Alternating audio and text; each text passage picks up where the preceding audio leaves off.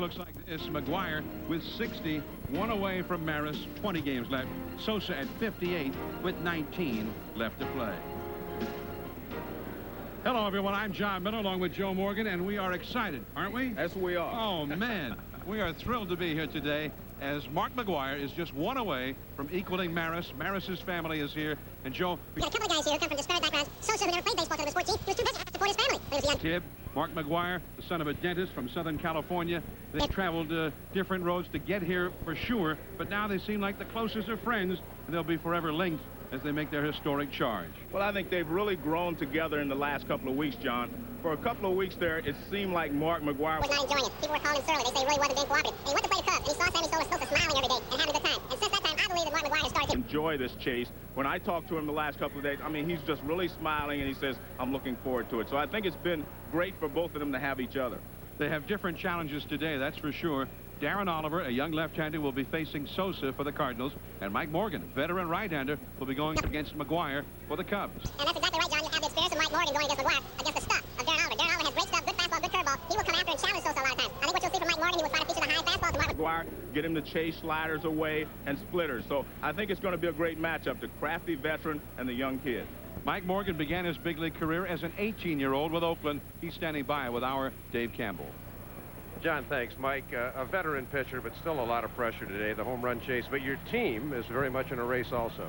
Well, that's the most important thing, Dave, is the wild card chase. The hardball club at this point in time. And since I've been traded over from Minnesota, I've been called upon to do a job. As of lately, I haven't pitched too well for him, but we won both of my starts. You know, and I'm not naive to the, what's going on. I know what's going on with the McGwire chase and the Sammy Sosa deal, for Roger Maris's record. But I'd like to touch on it's great for baseball in general. I mean, baseball kind of took a little bit of a beating in '94. Back on its feet again, the greatest game of all times, and it's a great opportunity for the game to come back, and it's a great opportunity for Mike Morgan to be pitching a game like this today that means some for our team and that means some for the game of baseball. One of the spies in your clubhouse told me you have given up one historic home run. Yeah, Yaz got me in 1979, his 400th home run when I was 19 years old in Fenway, so I'm in the books on one, and if I happen to get in the books on another occasion, but the Cubs win the game, then I've done my job. Thanks. John? It's the Cubs and the Cardinals before the sellout crowd and all of you. Sosa and McGwire, center stage.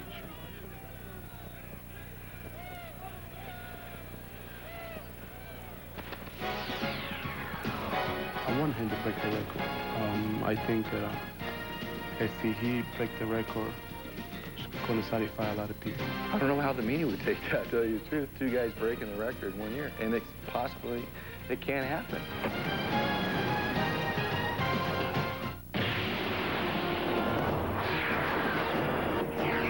Let's say this is Castrol Syntec motor oil, and this is a harmful particle in your engine. Get the point? You see, Syntec's patented stabilizers seek out and neutralize harmful particles, protecting in ways other oils can't. Castrol Syntec, the active lubricant.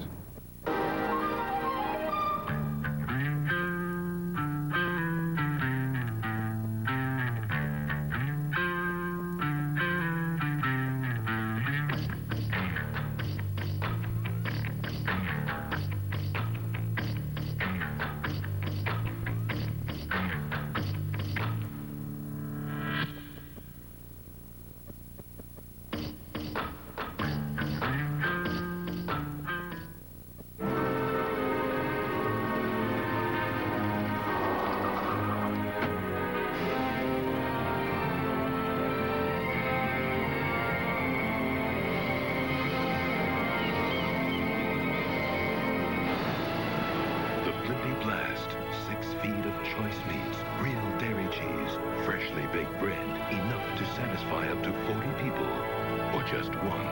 Blimpie, it's a beautiful thing. In a GMC Yukon, you may welcome a little challenge.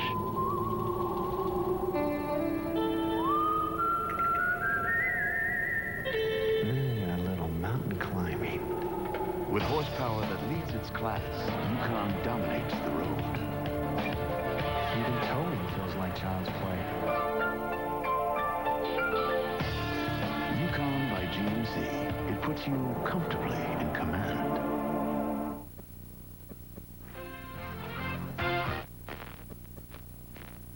This ESPN Major League Baseball special is brought to you by Castrol Syntec, the active lubricant.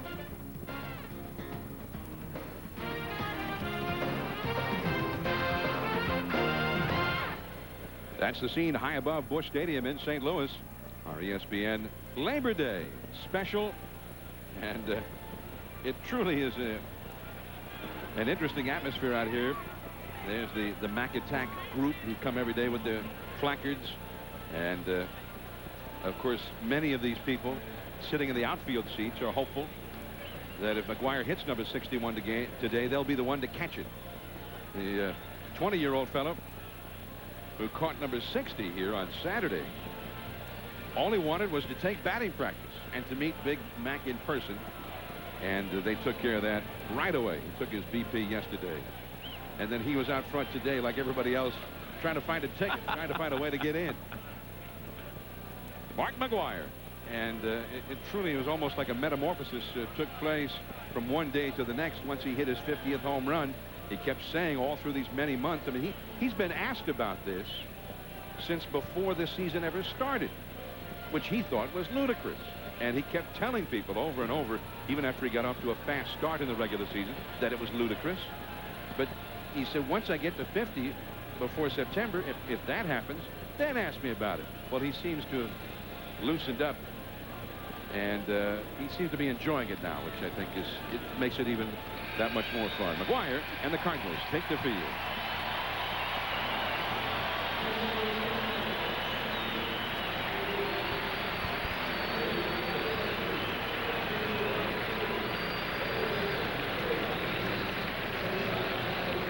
The Cardinals, who are headed nowhere this year, 4 games under 500.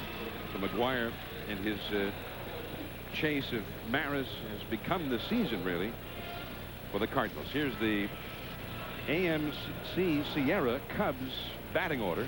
It'll be Lance Johnson in center field. Jose Hernandez has had a fine year at shortstop. Mark Grace at first base, hitting third. Sammy Sosa will hit cleanup against the left-hander. And look at this, 21 homers in his last 39 games.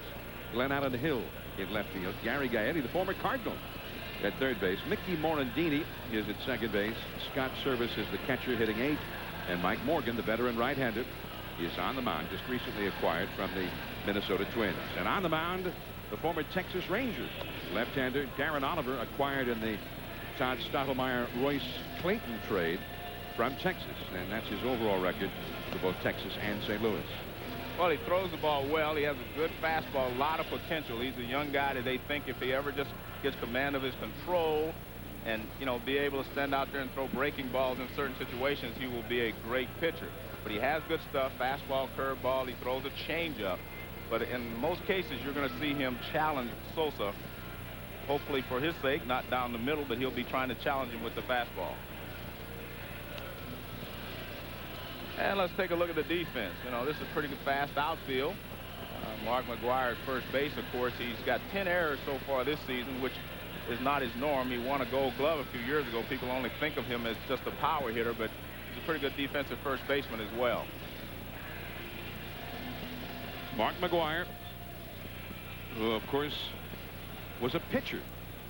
I mean, he was recruited out of high school, Damien High School in Southern California, as a pitcher. He was recommended to the head coach at USC, Rod Dado, who, by the way, is in attendance here this weekend to watch his former protege. Marcel Latchman was a pitching coach for SC and recommended McGwire to Rod Dado, and that's how McGwire ended up going to USC as a pitcher. Lance Johnson leads it off now. Unlike the Cardinals, the Cubs have a lot to play for other than the home run record. They are trying to make the postseason. That ball is caught in left by Ron Gant. This one away. The Cubs have the lead in the National League wild card race by 1 game over the New York Mets. This is one thing that I'm a little surprised at with the Cubs, that they have not moved Sammy Sosa like up to the 3rd slot to give him more at-bats over the course of the season. Plus, you know, as a pitcher, you have to face him in the 1st inning. That puts a little more pressure on you to get the first 2 hitters out. McGwire is in a perfect situation like that. They know they have to face McGwire in the first inning. Well, as Jose Hernandez takes a strike, Jose Hernandez has 21 homers and 69 runs batted in. Sosa will most often hit third against a right-hander, and they have Grace up in the third spot against the lefties, and that's a base hit for Hernandez. The Mets are in second place in the wild card. They're playing Atlanta. Here's an update. John, thank you. Second inning, Bruce Chen making his major league debut for Atlanta because Denny Nagel scratched because of a bad shoulder, and Louis Lopez with a man on, his second home run of the year. Plesko going back, can't get it, gone. 2-1 shot. 2-0 Mets, John, right now, the bottom of the second inning. Thanks to Bill Pito for that update from Shea Stadium. We'll keep you posted on that ball game, which has a great significance to the Cubs and also the San Francisco Giants. The Giants third place in the wild card in the National League, and they play late tonight in San Diego. Here is Mark Grace, left-handed hitter, .319 average, 14 homers, 74 batted in. And Jim Riggleman feels that Grace is pretty strong against all types of pitching, but is liable maybe to see something a little better to hit from a lefty with Sosa protecting. The count 2-0. Well, that may be true, and I agree that, you know, Mark Grace is a good hitter. That's why I think that he could hit fourth on a daily basis and get Sammy Sosa that extra at bat over, you know, over a few ball games, especially when there are home or on, you know, they get more at bats. That's a foul tip. And I just think of the pressure factor that it puts on a pitcher. I mean, when Mike Morgan walks out there, he's going to face Delino DeShields, but he's thinking Mark McGwire's third. And in this case, you know, Darren Oliver says, if I get the first 3 guys out, I don't even have to worry about Sammy Sosa. 2-1 the count. And even now, if he could get Grace to hit a double play, he would not have to face Sosa. And Grace has grounded into 17 double plays. Ironically, he and Sosa are tied for the club lead in that category. Sosa and Grace both hit the ball hard, and they, or at least Grace is not that fast a runner. 2-1 the count. Hernandez not running. In the air to left. Gant. 2 down, and now Sammy Sosa will arrive center stage. Well, then one thing to note, the first couple of hitters here, the first 3 hitters will hit the ball hard.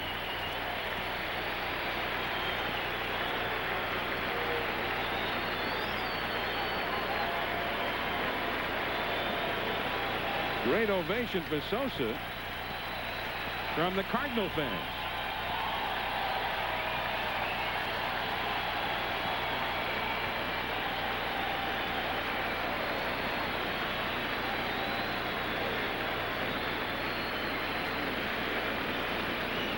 Sammy Sosa standing in. John Miller and Joe Morgan with you from St. Louis. We're in the first inning.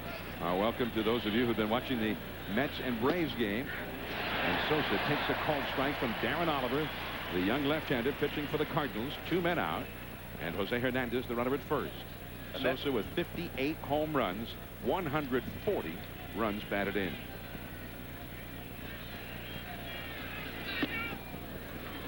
And you see from Oliver basically hard stuff. So he's going to challenge Sosa. He's just going to try to challenge him as he did the first pitch by going over the outside corner and then try to miss inside, go back away.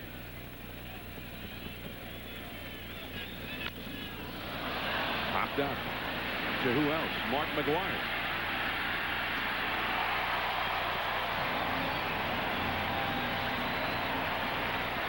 Sosa is 0 for 1, and McGwire will be coming up third in the last of the first. Stay with us. Hey, when it comes to the weekend, we figure it's time for kicking back. Yeah, right. Now there's a car that helps your supercharged family take leisure to a new extreme. The supercharged Regal GS. Besides having more standard safety features than any car in its class, Regal also has room for 5 very supercharged people. And all their supercharged toys. The Regal GS by Buick, official car of the supercharged family. Oh, my, that was a devastating punch. The champ knocked him into next week. You never know in life. It's all over for the kid. You might need health insurance. It's going to be a while before we see him in the ring again. You might need long-term care insurance. But don't forget, folks, the kid is leaving here tonight with a $2 million purse. You might need help with investments. That should ease his pain some. So at the Conseco Companies, our goal is to help you protect wealth, create wealth for life. ESPN's baseball special on Labor Day. The Cubs and the Cardinals as we join the National Home Run Watch. Sammy Sosa is 0 for 1. Between innings, Matt McGwire. Mark McGwire's 10-year-old son flew in from Southern California for the big weekend. And Mark came in and gave his son a kiss. And there's Matt, who has got to be as proud as he can be, and perhaps as nervous as anybody here, waiting to see if his dad going to hit number 61. Here is the GMC truck Cardinals batting order. It will be Delino DeShields at second base, Brian Jordan in right field, and Mark McGwire hitting third at first base. And he is just otherworldly right now. 13 homers in the last 19 games. It's not possible. Ray Langford hits cleanup in center. Ron Gannon left. Fernando Tatis at third base. Placido Polanco is at short, hitting seventh. Darren Oliver, the pitcher, hits eighth, and hitting ninth, the catcher Eli Marrero. And on the mound for the Cubs, the veteran right-hander Mike Morgan. And here in St. Louis, up in the hand-operated out-of-town scoreboard, they keep track of the out-of-town scores, including the McGwire-Sosa race, and McGwire continues to have a 2-homer advantage.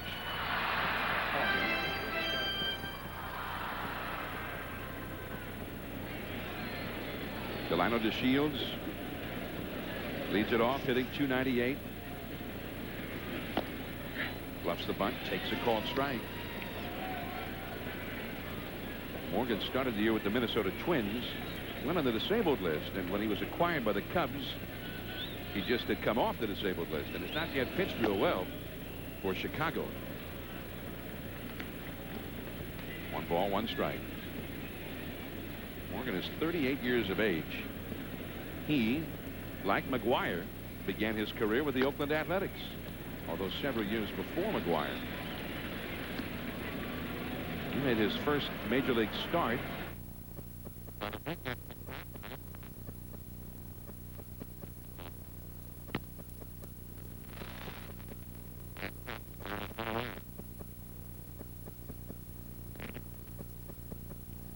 hitting the ball hard here in the early going. Well, I think, again, that first inning is tough for the pitchers. I mean, I think they're a little nervous, too. This is a pretty big event going on here, John, and I think a lot of people have to adjust to that. There you take a look at the Cubs defensively. Gaetti over at third base, Joe, has really been a great addition for the Cubs, ironically acquired from the Cardinals. Brian Jordan having a sensational year. He's strengthened the outside. Jordan is hitting .317, 23 homers, 32 doubles, 7 triples, plays a great outfield, and will be a free agent at the end of the year. A little bit low on the outside. 1 ball, 1 strike. Mark McGwire has come out of the on-deck circle. As you said in the first inning, Joe, with the Cardinals or the Cubs batting, no question about having to face McGwire in the first inning. Ran that one into the hands. 1 ball, 2 strikes.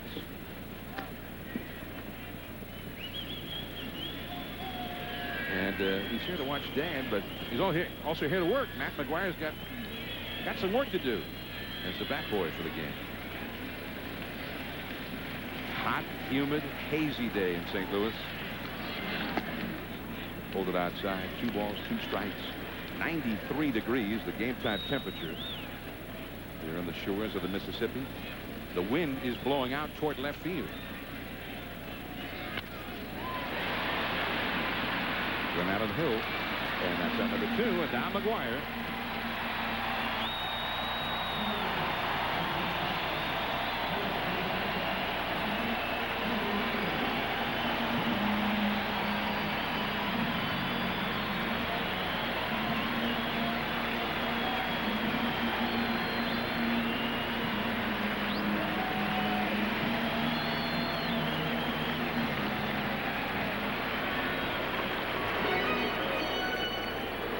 Well, you saw Mark McGwire's mom and dad, John and Ginger McGwire.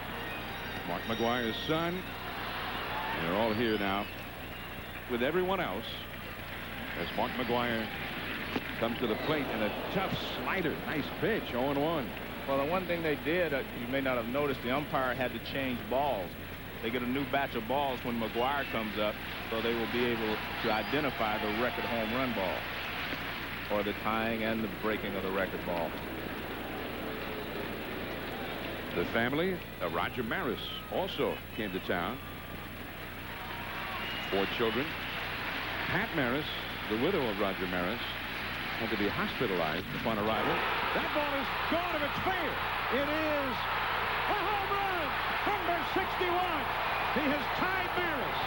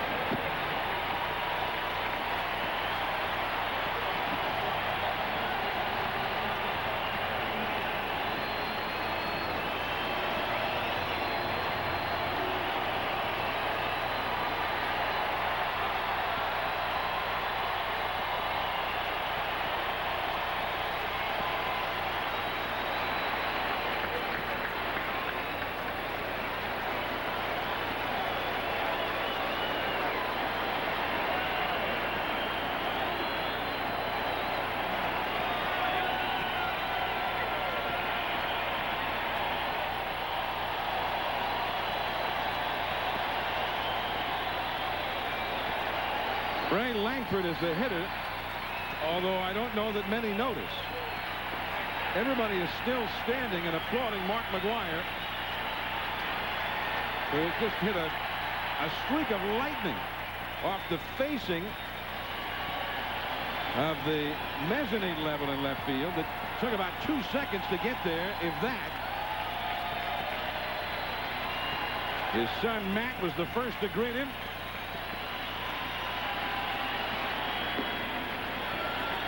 And 3-0 to Langford. There's no one alive that knows how he feels about now. Roger Maris would be the only one that would really know how he feels.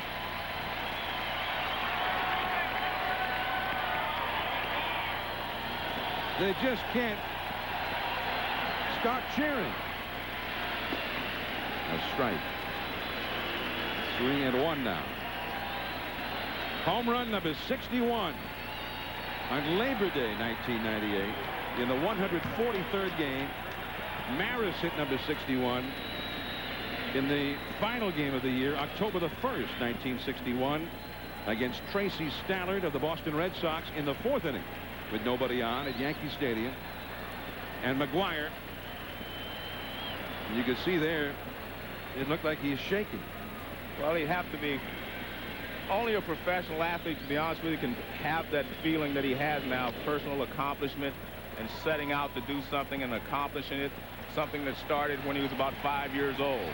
All the hard work that he's put in, the ground balls that he's taken, the extra batting practice, playing Little League all the way up to where he is now, all that was in preparations for this moment. And for you to achieve that moment is just unbelievable. Still 3-2 to Langford in the first inning of the 143rd game against Mike Morgan. Mark McGwire becomes the second in history to reach 61 home runs. Well, not only that, John, he also erases the stigma that goes with Babe Ruth's 154 game 60 home run record. He has broken that record as well. So no longer will there be an asterisk in the book, which was taken away by Fay Vincent anyway, but no longer will that be a topic of conversation. And that's ball 4 to Langford.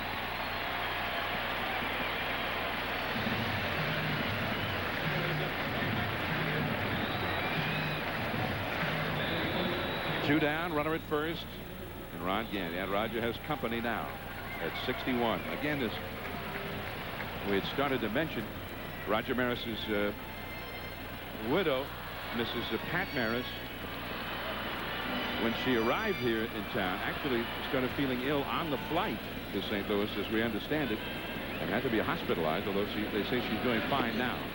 Langford running, and he easily steals second base.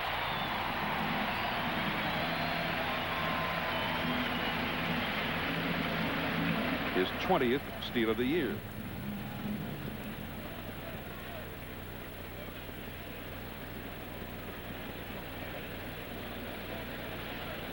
Well, number 60 for McGwire was not the kind of McGwire-y home run that we've come to expect. It was a high, towering fly ball that landed in the seats in left field. But this one, this was quite a shot. And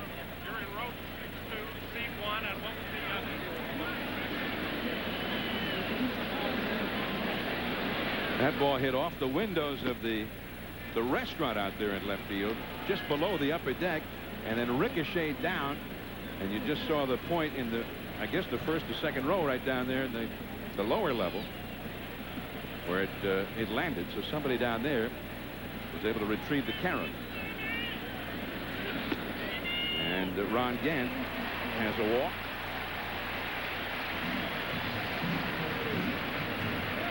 This is a line drive. It's not really, it's a fastball that hits the middle of the plate and hits a line drive down the left field line. As you called it, John, it's fair or foul. It was close to being foul. And I can't personally see where it landed, but I know it was over the fence.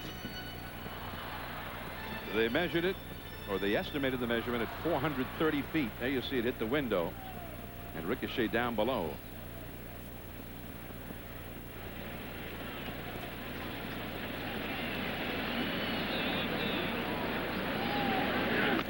This is young Fernando Tatis, acquired from Texas. First ball swinging. Grace has to put out. But Mark McGwire has a share of history now. 61 homers.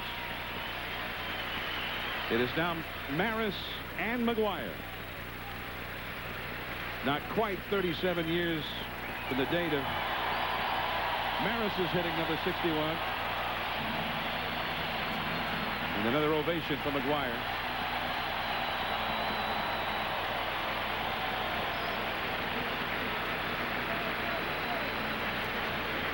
John, one of the tough things for the opposing players, when you hit a home run like that, he rounded first base. Mark Grace gave him a high five, and I know a lot of the other players wanted to congratulate him too, but you just don't know what to do sometimes, because this guy's just hit a home run that's put your team behind, so you're not sure exactly what you should be doing.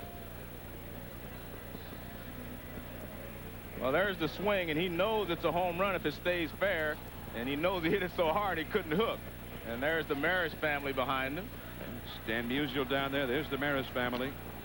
And they have to have mixed emotions, too. I'm sure they didn't want his record broken like his parents did, but by the same token, you know, I think they're happy that this has brought a lot of fame to their father. John and Ginger McGwire sharing a great moment. And then young Matt McGwire was the first out to greet him upon crossing home plate. And then pointing up toward his mom and dad. Sammy Sosa reacted as well.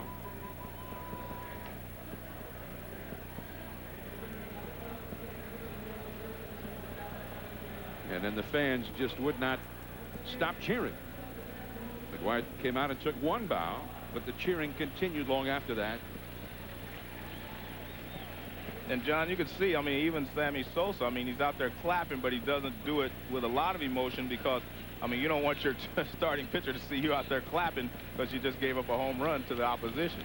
Well, and of course, I'm sure he had mixed feelings. He's been rooting for McGwire all along. He's made no secret of that. But at the same time, his ball club is in a pennant race, trying to make October baseball. And so Sid has been saying over and over again, that is the primary goal for him, not the home run record. Darren Oliver back to work now to Glen Allen Hill. 1 ball, 1 strike to count. Hill, Gaetti, and Morandini for the Cubs. McGwire. Oliver got a late break over there, and Hill is safe. Oliver did not break off the mound immediately, and it cost him.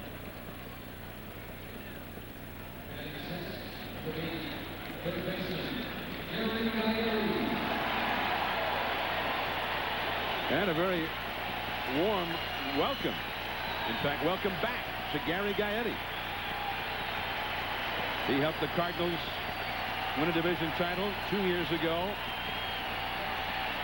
and have become a favorite here. Hard-nosed player. And he has been a great pickup for the Cubs, trying to help them get into October. And that's ball 1. Joe, you mentioned the players not quite sure how to react, because certainly the Cubs players in the field were excited to be a part of the great moment. Barry Larkin, the veteran of the Cincinnati Reds, who were in here over the weekend, had many of the young guys seek his counsel as Gaetti drives one in the left, but he hit it off the end of the bat, and Gant on the warning track for out number 1. Gaetti did this by very much. You're hitting that one out of here. Well, John, I was on the field when Hank Aaron hit home run number 714 to tie Babe Ruth's career record, and he's trotted toward second base. I had mixed emotions about what I should say or do, and I, made eye contact with him, and I just kind of nodded, congratulations, but I did not want to, embarrass my teammate, the pitcher, who had just given up the home run. So it is a tough thing to do. Here is Mickey Morandini. You want to salute the guy for what he did, because you, first and foremost, as another player and another professional, you appreciate what he has done. But by the same token, first and foremost, this is still a team game. And that's a strike, 0-2. Well, Barry Larkin advised his young Reds teammates, this is what you're saying. He said, don't make a spectacle of yourself. If you're close to him and he wants to shake your hand, shake it. Don't do anything to affect the integrity of the game. I mean, you're still out there as opponents battling each other. That's a foul off the left field line. And it's easy to get caught up in the moment, when something like that happens. But again, this is a team game. I caught number 57. Big Mac hit me 62. He's not satisfied with just number 57. And back to the bag is Glen Allen Hill. 1-0. The Cardinals lead in the second inning on McGwire's laser beam of a home run.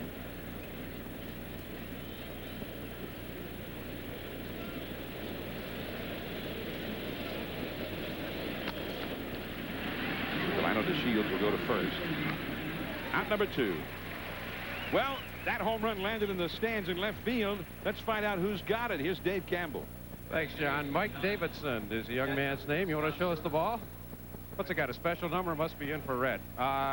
In your own seats, how long have you had the tickets? Well, they're my brother-in-law's seats. He just gave them to me because he's working today. He's got season tickets for the past 3 years. What are you going to do with it? Give it back. Who to? Mark McGwire. What a guy. You want anything for it? No, not really. All right, Mike, congratulations. You get it on the rebound. How hard did you have to fight for it? Just rolled underneath the seat, and I just picked it up and held on to it for dear life. Got your pack of Lucky Charms, John. All right, Dave, congratulations. And I like to hear that. I know you do. I'm not in complete agreement, but that's, that's what makes a horse race.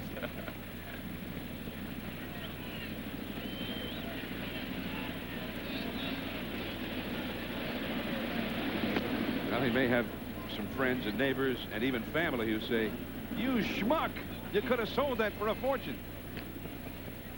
And there he is. It fell into the seat, and he picked it up. And then they piled on. He looked like a quarterback as the gun was going off, Joe. He just fell on the ball and wrapped it up. Well, I think the interesting thing and the fun thing for me is that when someone has secured the balls, in the past, you know, the people have stopped scrambling and let him, you know, be the hero. 2-0 the count. Scott Service, the hitter. Runner at second. Cubs need a base hit to tie this game. The strike over the outside. The pitcher, Mike Morgan, would be next. Well, when Maris hit number 61, a young kid named Sal Durante, about 20 years old, he was the one who ended up with the ball. And a restaurateur from Northern California had, in advance, offered $5,000 for the ball. Sal Durante was brought down to meet Roger Maris at Yankee Stadium after the game, and he offered the ball back to Roger instead of going for the money.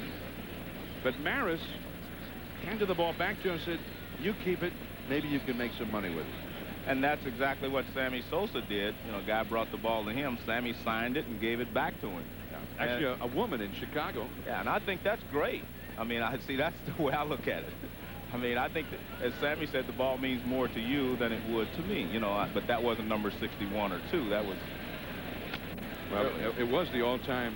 Actually, it tied the Cubs record at Wrigley Field. There was a great story because the woman who works for the Chicago Tribune had brought her glove to the game and also had a little sign that said, "Sammy, hit number 56 to me and I'll give it back to you."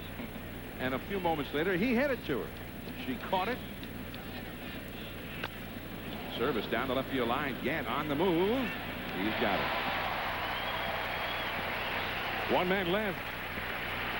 1-0. Mark McGwire has hit number 61 here in St. Louis. Hello, folks. Our flywheel for Regal Motors, where the price is always in sight, and we've always got a lot of models for you to look at. Not these models, these models. It's summertime and it's hot. Well, you want to see hot, visit one of my locations, and I'll get you in one of the hottest deals going. If you're breathing, you're driving. All you got to do is dial the number on the screen toll-free, and I'll get you in a car, and I'll stand behind that car for 6,000 miles. Man, I'm getting too hot. Let's get back to our movie starring Jerry Lewis, Juliette Lewis, Monica Lewinsky, and Rex the Rigid Worm in The Angle of the Dangle. You know you can expect reliable, on-time service from Multimedia Cablevision because we back it up with an on-time guarantee. If we don't arrive on time for installation, you get it free. Guaranteed. If we don't arrive on time for service, we'll give you a $20 credit to your bill. Guaranteed. Reliable, on-time service backed by an on-time guarantee. Multimedia Cablevision. It's multiple choice television. Every afternoon, we got your favorite tunes. Block party. Block party. Yeah! We're gonna have some fun, and everyone can come to the block party. You're gonna have a smile all across your face. Darkwing Duck, Tailspin, DuckTales, and Chippendale Rescue Rangers. All part of the coolest party in town, the Block Party. Every Monday through Thursday beginning at 5/4 Central. Bill Pito back in the studio. The scene at Shea when they saw that McGwire hit number 61. They saw it on the Jumbotron, and the place, as you might expect, went bananas. Mets in the dugout clapping their hands right now. A rain delay at the top of the fourth with the Mets up 4-0. So the Mets have a big lead there at Shea, but the same thing happening at Shea virtually that was happening here. The fans erupted in a huge ovation upon getting a look at Big Mac hitting number 61. And, of course, that shot was from New York. And you can see the players there can voice their opinion and show that they enjoyed it because they're not, you know, involved in the game here. Yeah. Of course, the Mets are hoping that McGwire hits like 5 or 6 home runs today against the Cubs. They're 1 game back of the Cubs in the wild card battle.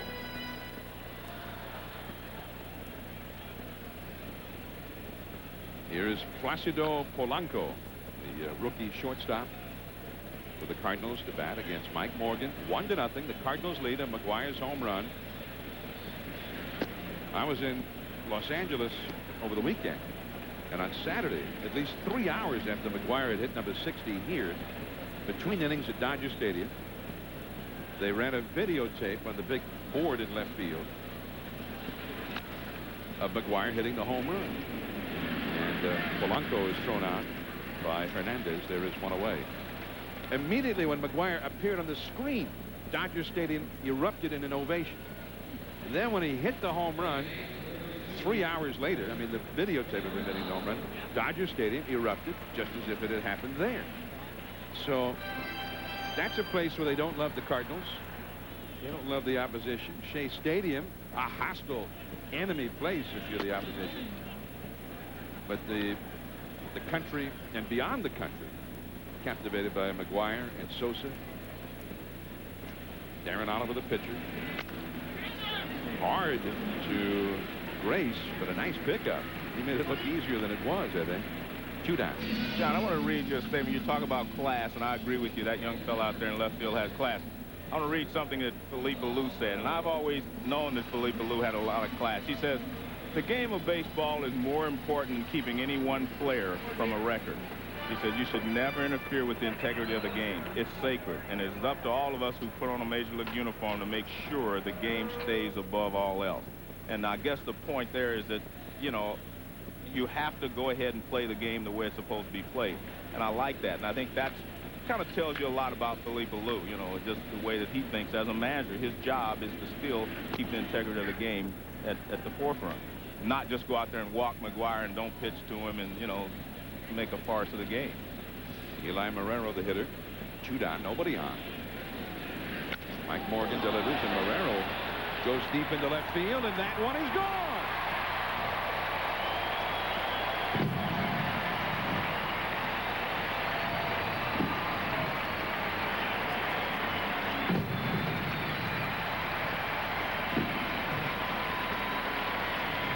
On the day where McGwire hit his 61st, Eli Marrero, the man they think will be the catcher here for a good many years to come, it's his 4th.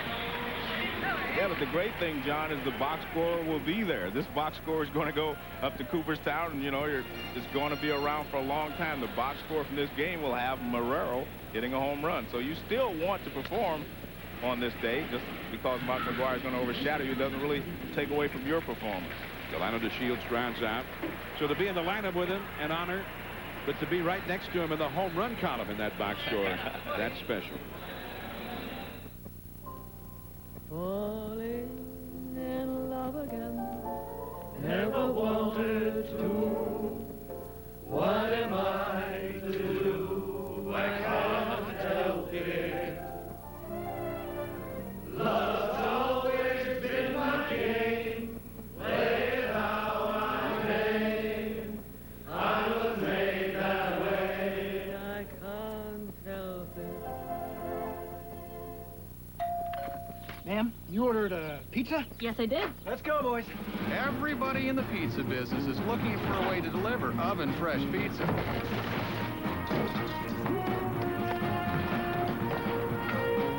Domino's has a better idea. Man, we'll need that back. The new Domino's Heatwave, the only delivery bag that's like a portable oven. Now Domino's pizza is hotter, bubblier, and more delicious than ever. Get a large with up to 3 toppings for just $9.99. Domino's, delivering a million smiles a day.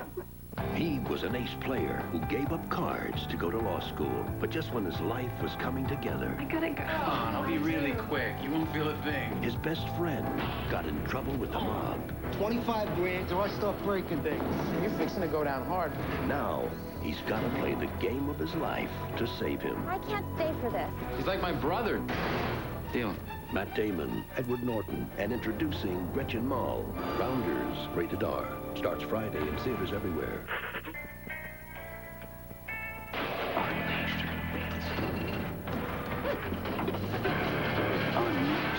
beast. Unleash the beast, Milwaukee's best. It's the Colts and the Patriots on ESPN Sunday Night Football. Peyton Manning against Drew Bledsoe.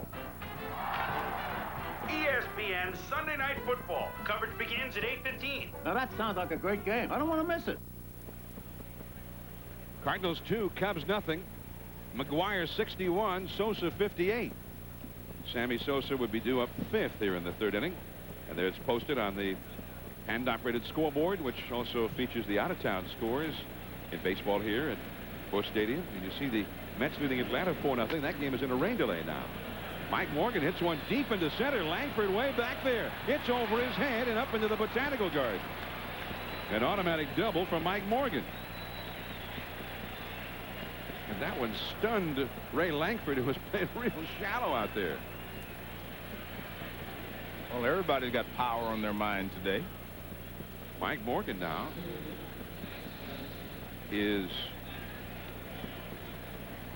3 for 3 as a Cub. He didn't hit all year in Minnesota. Those have been his only 3 at-bats of the whole season. Now Lance Johnson. Cubs having to play catch-up here. Strike on the outside.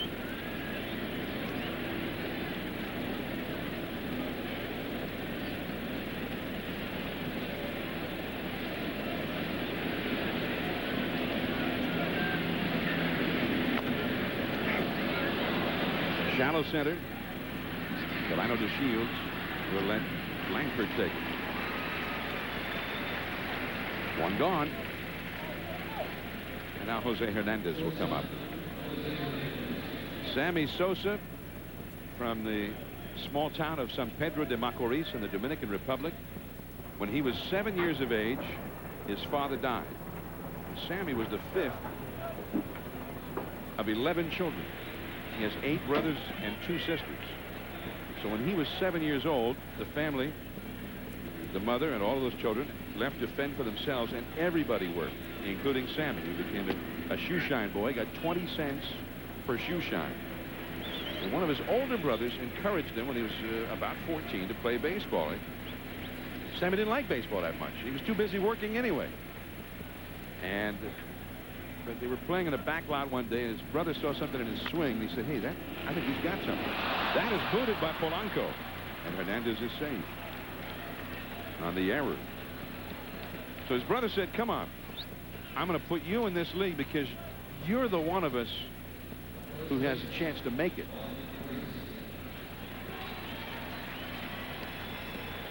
Ground ball is shortstop. He doesn't get in front of it, and the ball gets away from shortstop.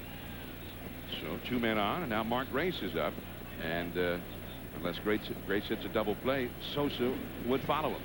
So the big hitters are up now for the Cubs with 2 men on, 1 man out in the 3rd inning, and that's a ball.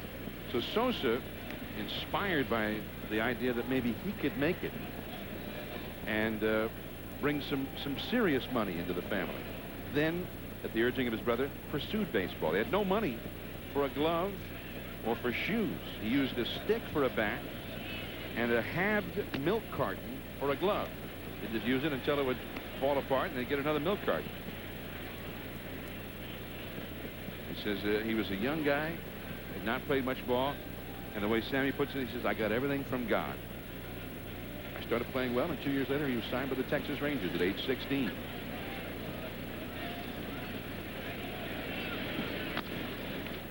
Mark McGwire. That is out number 2, and now Sammy Sosa will come up with 2 men on and first base open.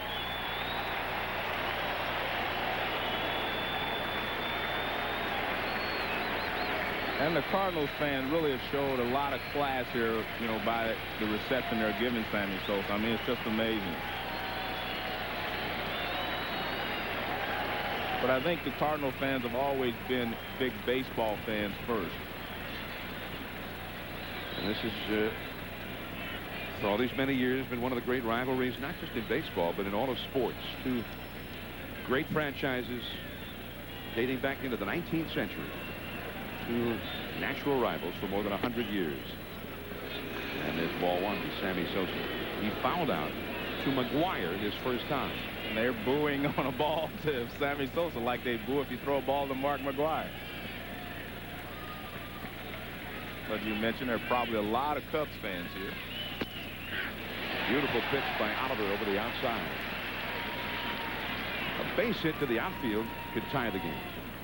And remember, Sosa has 140 runs batted in. Morgan at 3rd base. Hernandez at 2nd base. 2-0 St. Louis. Way outside. 2-1. Now, this is no time to be fooling around with Sammy Sosa. Well, I agree. But I mean, you still feel like it's early in the ball game. You try to get him out because the more people you put on base, John, the more times you turn over the lineup. So from a pitcher's perspective, you try to get everyone out. And it's still early in the ball game. I don't think they would pitch to him in the 7th or the 8th inning. And the man on deck has pretty good power, Glenn Allen Hill. High and foul off the right field line. And there's one of the differences, too, Joe, between McGwire and Sosa. Sosa will hit a home run to right field, and in fact has hit several. In fact, this week, his last 3 home runs, have gone the other way. 2 in Pittsburgh over the weekend. But I think the reason for that is that Sosa's not as strong as McGwire. In fact, I don't know who is, but and so the ball's away from him. He can't pull it back and hit it over the center field wall like McGwire can. So he has to go with the pitch, which is out there. Ooh, curveball got him looking. The big hammer from Darren Oliver. Sosa is 0 for 2. McGwire coming up second. Get back in place. What if I don't like my place? On October 2nd, we got us a troublemaker. See the world. Buckle up, Spanky, from a whole new perspective. You want to watch that aggressive behavior. Ants, rated PG. We're supposed to be social insects. For 100 years, Biv the Michelin Man has symbolized our never-ending quest to invent the best tires in the world. Michelin, celebrating 100 years of innovation.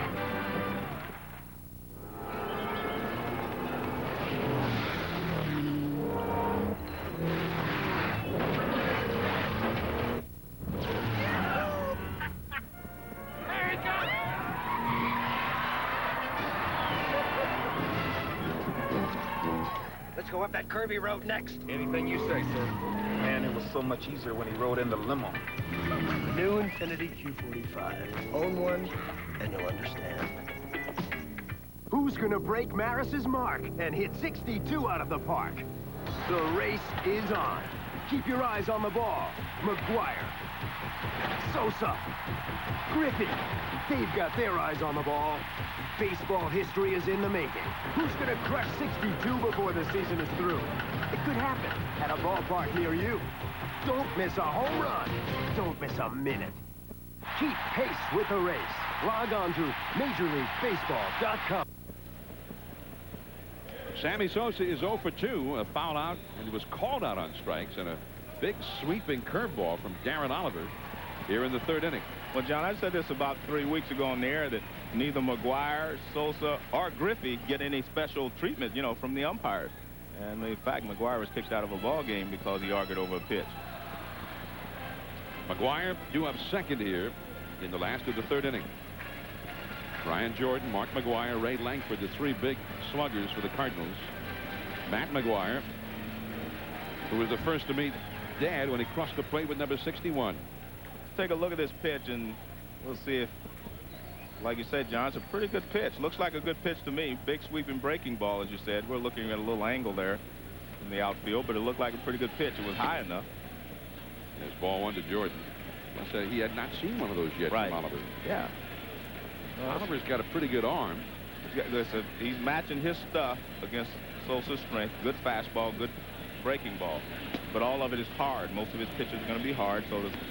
And if you're a hitter, that's what you want. Mark McGwire on deck. Now 3 ahead of Sosa in the home run race. Tied with Maris. 1 away from the record that some thought might never be broken. And the Babe, when he hit 60 in 27, people didn't make that big a deal out of it because they assumed, oh, he'll hit 65 or 70 next year. Because the Babe, it seemed like there were no bounds to what he could do. Plus, he was in class all by himself. I mean, no one else was even close to being able to do it year in and year out like he was. Only his own teammate, Lou Gehrig, who was only 24 that year, had emerged as any kind of competitor for him. John, if you look back, the thing that has made, you know, these guys great is, you know, Ruth had Gehrig, Maris had Mantle, and Sosa and McGwire have each other. I think they really help push each other to these heights that they've attained.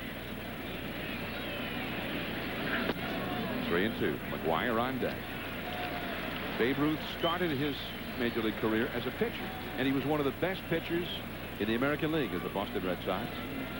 Mark McGwire went to college as a pitcher. And a curveball got him looking. And now McGwire.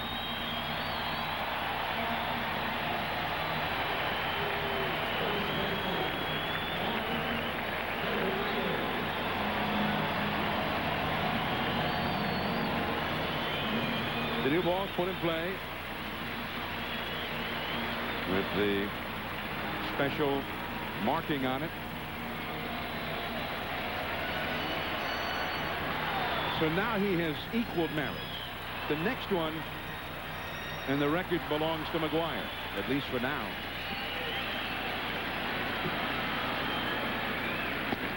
Ball one.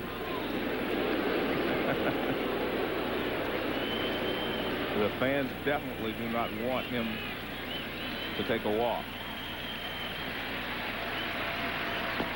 2-0.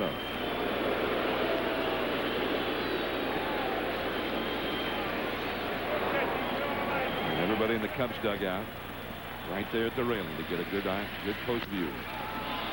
Base hit. Gaetti. It was hit so sharply, waved at it, couldn't get it.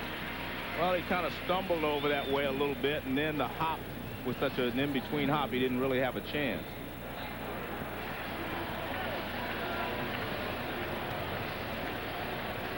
Well, you see the target low and away. It's fastball down, but it's over the middle of the plate. And watch Gaetti. See, it's the hop right there, the skid. It kind of skidded. That's the reason he wasn't able to make the play.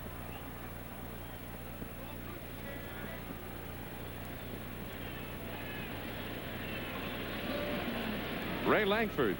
McGwire at first. And that's a ball. And John, if anybody wonders, you know, Mark McGwire does all of his damage with a 34.5-inch, 33-ounce bat. And Sammy Sosa uses a 34.5-inch, 32-ounce bat. Interesting story about McGwire's bat. I played for the Oakland A's in 1984 along with Davey Lopes. So when the season was over, they sent all of our bats down to the instructional league, and Mark McGwire was down there. And he picked mine up. He said, it's too small, threw it away. Picked up Davey Lopes, and he said, this feels perfect. And he's used the Davey Lopes bat ever since that time. Nice pickup at second. And Morandini throws out Ray Langford. McGwire takes second. We're talking about the bats that they use. There's Sosa's bat, McGwire's, and also the one that Roger Maris used the day he hit number 61.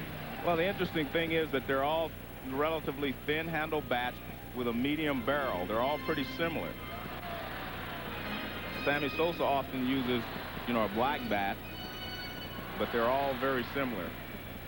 Well, Sosa said lately he's been using Glenn Allen Hill's bat. And Glenn Allen Hill. Well, that one hits Ron Gant, and the bases are loaded. I beg your pardon. First and second.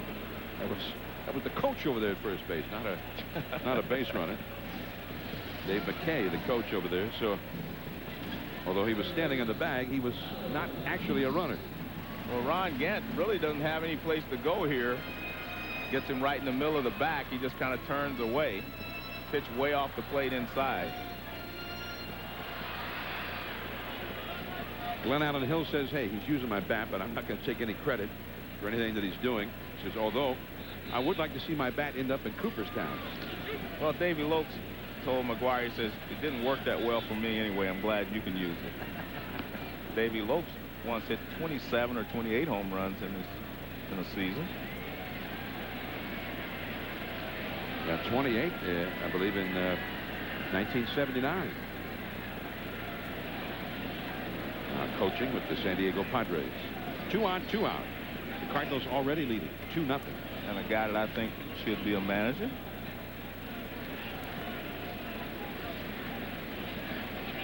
Fernando Tatis, a right-handed hitter. Very young. Also from the Dominican Republic. And he made a point of going over to chat with Sammy Sosa before the game during batting practice. 3-0 the count, and Morgan really struggling here suddenly. This guy become a tough out since coming to the Cardinals, by the way. Tatis has hit .289 for St. Louis. 5 home runs in 128 at-bats before today. And he gets a 4-pitch walk.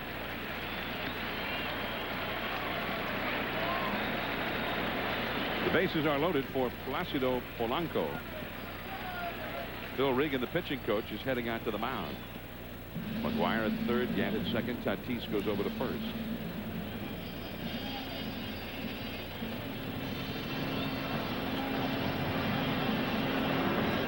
And the Cubs bullpen is getting busy. That is Dave Stevens, a right-hander, up in the bullpen. This copyrighted telecast is presented by authority of the Office of the Commissioner of Baseball and may not be reproduced or retransmitted in any form, and the accounts and descriptions of this game may not be disseminated without express written consent. I'm John Miller with Joe Morgan on Labor Day 1998, and wherever you are, if you've got some traveling to do later today, we hope you'll drive safely, and we're certainly happy that we're able to spend part of this holiday with you as we look in on Major League Baseball history. McGwire has hit number 61. That's a strike. We understand in a rain delay at Shea Stadium that they've been showing this game on the big screen there. Mets fans, of course, very much involved in what happens to the Cubs because the Cubs lead the wild card race right now. Placido Polanco takes a ball. Polanco came into the game hitting .286 in his 98 Major League at-bats. So Mike Morgan now pitching for survival. He's already down 2-0, and the Cardinals had the bases loaded.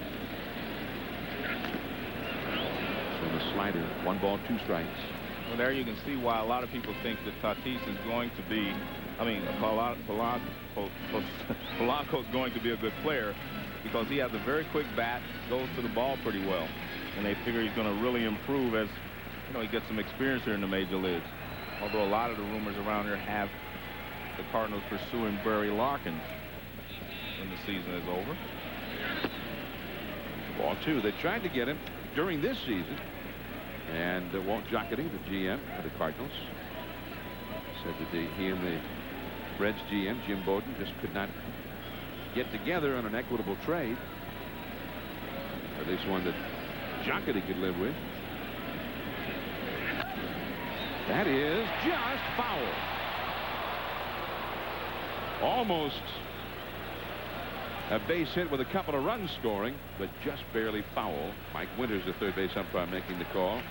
Well, he went out to get the slider away, so he comes inside with a fastball. You see him pull it sharply down the line, but it's outside the bag as it passes the bag. Remember, if it goes over any part of the bag, the left-hand corner, any part of it, it's a fair ball.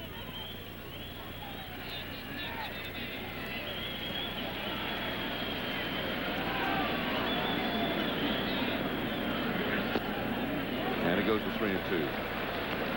By the way, we watch Mark McGwire, one of the former Bash brothers from Oakland, hit his 61st. Jose Canseco in Toronto for the Red Hot Blue Jays hit his 41st today, a 3-run shot against Cleveland. Runners go. Gaetti in time. The Cardinals leave him loaded, and the Cubs are still right in this one. 2-0 St. Louis after 3.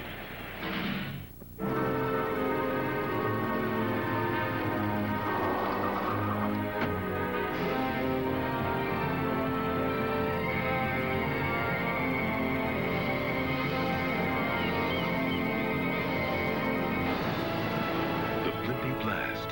6 feet of choice meats, real dairy cheese, freshly baked bread, enough to satisfy up to 40 people. Or just one. Blimpie, it's a beautiful thing.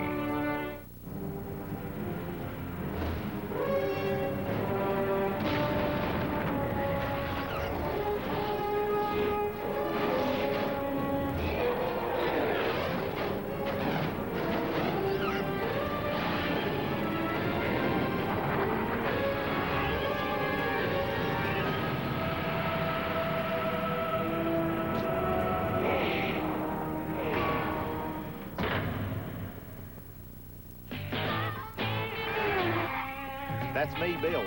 Here we are at the Super 8.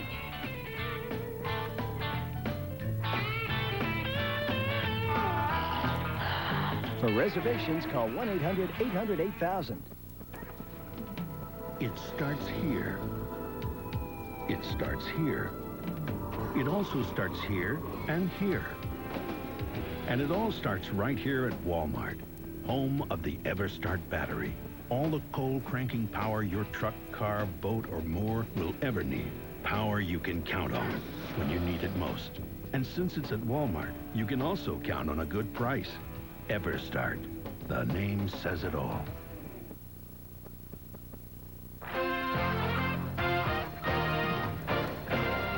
This ESPN Major League Baseball special is brought to you by EverStart Battery.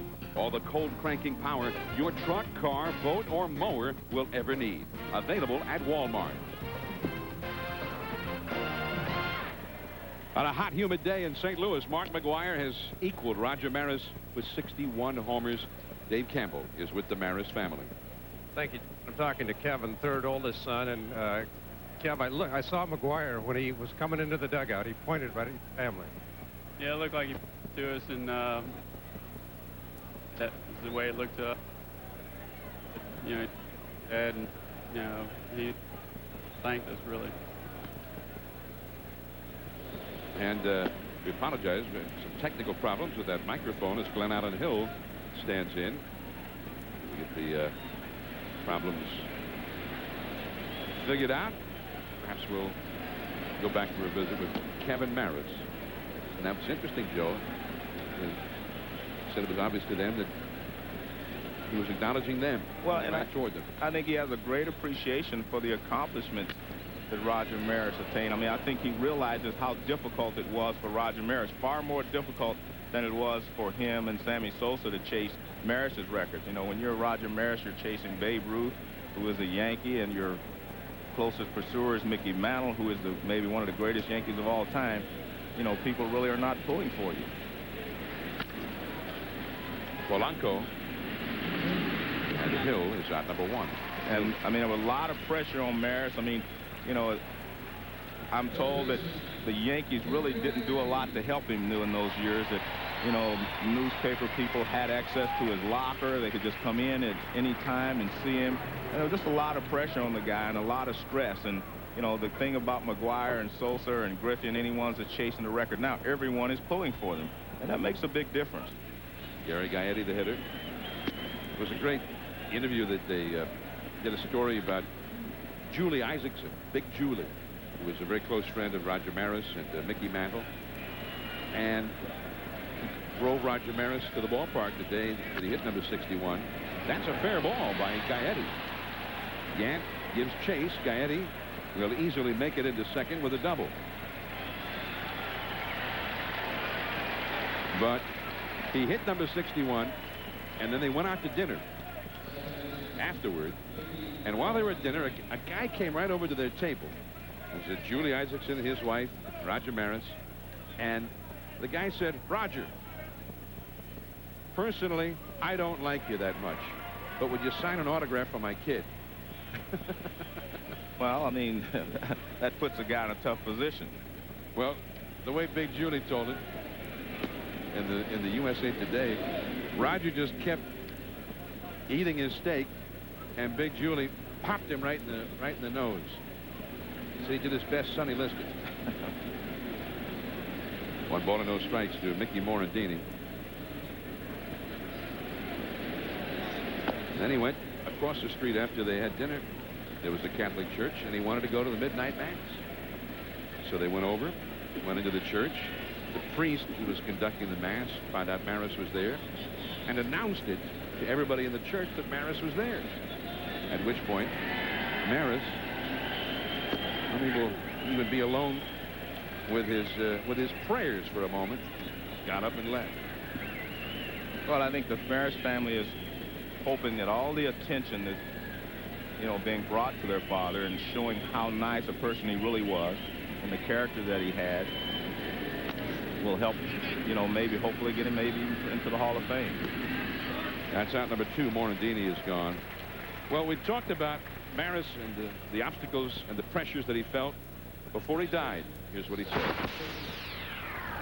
After the ball game, it made it difficult because I sat there until the last writer filtered in and went out. There was no organized period of a half hour, an hour, hour and a half. Hell, some days I was there 3-4 hours after a ball game, just sitting there with interviews, and it did get grueling. That really hurt.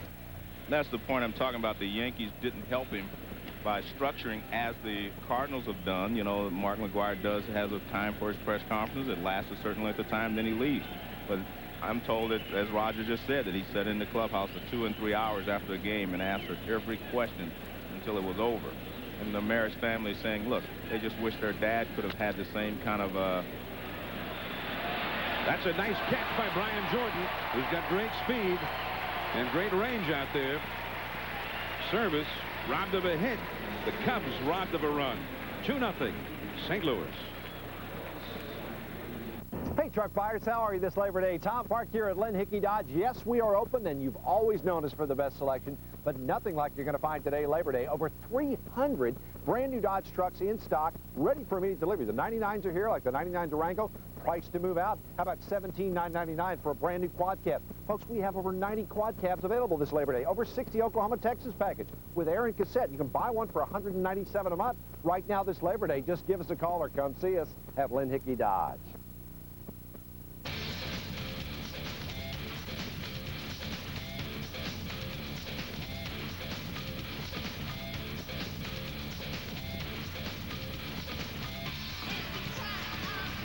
This is the game you want to see. Call 1-800-522-6858 for tickets today. Share the excitement. OSU Athletics. Don't wish you'd been here. This time, it's not about the belt. It's not about the record book. It's not about the prize. This time, it's personal. Oscar De La Hoya, Julio Cesar Chavez, Ultimate Revenge. Live on pay-per-view, Friday, September 18th.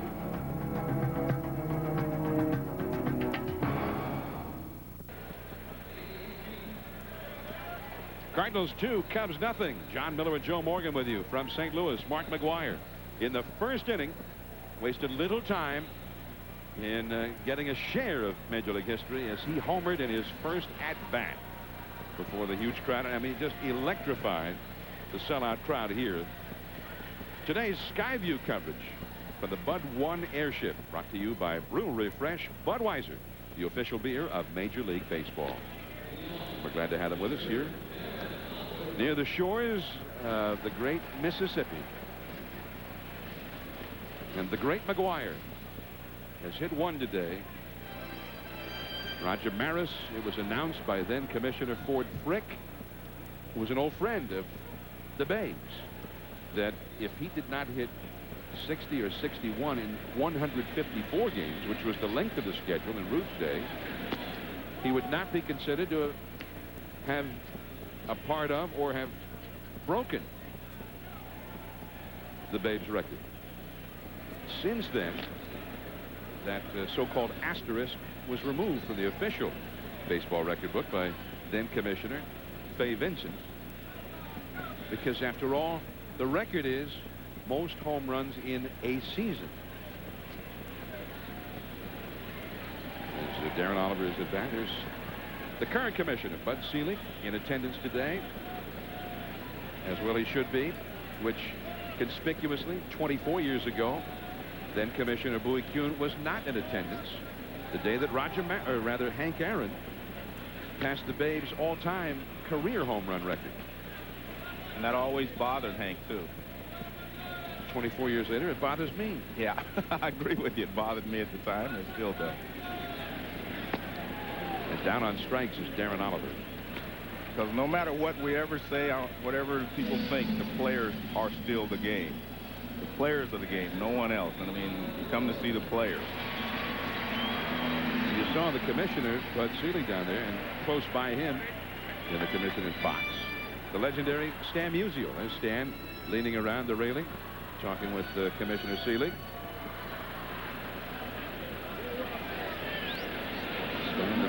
just unveiled a new statue of Stan Musial outside Busch Stadium this weekend. And not only a great player, Joe, but a great guy. And talk about down to earth. He was at the microphone before the big crowd before the game. They unveiled the statue and all that sort of thing. He said a few words, and then he broke out his harmonica and led everybody in singing "Take Me Out to the Ball Game." But his greatest accomplishment is the Wabash Cannonball. You ought to hear him play that. Well, that's probably just for you fellow immortals up there. Yeah, he plays it every year at Cooperstown. And we look forward to hearing him play it. Stan Musial. How did he get the nickname the Man? I'm going to ask you. You're a historian. I don't even pretend to know all those inside things of what goes on up there in Cooperstown when you immortals meet there in baseball's Olympus. Well, it's ironic that they're playing the Cubs because a Cub fan gave him that nickname. A Cub fan? Yeah, after he'd beaten up on the Cubs for 3 games, and he came out and he said, "There's the man." And from then on, he was known as Stan the Man. There's Lou Brock, another fellow Hall of Famer, along with Stan Musial. Cubs fans still remember Lou Brock for Ernie Broglio. The Cubs traded Lou Brock to the Cardinals, and every Cub fan will tell you that's the worst trade in Cubs history. Here you go, John. You might get a ball. No. I got it. Bob Gibson was here last time. Red Schoendienst is here. I mean, the Cardinal history, I mean, this is, you know, one of the real storied franchises in the history of Major League Baseball. So they have a lot of great Hall of Famers that are always around, and it's one of the reasons this is such a great baseball town. It's a walk for Eli Marrero, who homered his last time. Let's go back now to Dave Campbell. With Kevin Maris, Kev, it looked like when McGwire hit the home run, crossed the plate, shook hands, and then he pointed right at the box to the Maris family. Yeah, acknowledged us, and you know, he tapped his heart and looked like you know, he's saying Dad was in his heart, and that shows a lot of respect for the family, what Dad did. And Mark's a heck of a guy. Mark said that he's a spiritual guy, and he looks forward to talking to your dad someday in heaven. That ought to be quite a conversation. Hey, it can't get any better than that one right there. Yeah, thanks for the visit. Thank you. Okay, John. Kevin Maris said you can see a lot of his dad there. He got the same kind of a haircut that Roger Maris fashioned the year he won, or he hit the 61 home runs. And he does that, you know, in honor of his father. Delano to Shields to the right field, Sammy Sosa. And that is out number 2. And also, you know, the Maris family has said that, you know, they didn't want anyone to break the record, and that's personal. They said, but they could not have come up with a better script if it was going to be broken than to have 2 guys like McGwire and Sosa chasing it. 2 really good guys who really care about people and who really do a lot, you know, for other people. Here is Brian Jordan. If he can reach base, Mark McGwire get another shot to bat here. McGwire's had 2 at-bats in the first 3 innings. They've had a lot of base runners in this game, which will give McGwire a chance to have maybe an extra plate appearance or 2. Jordan has lined to left and has been called out on strikes.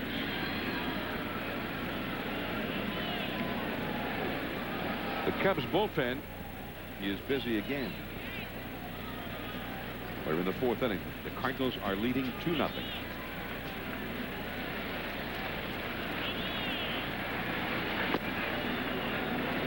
And the count is 0-2.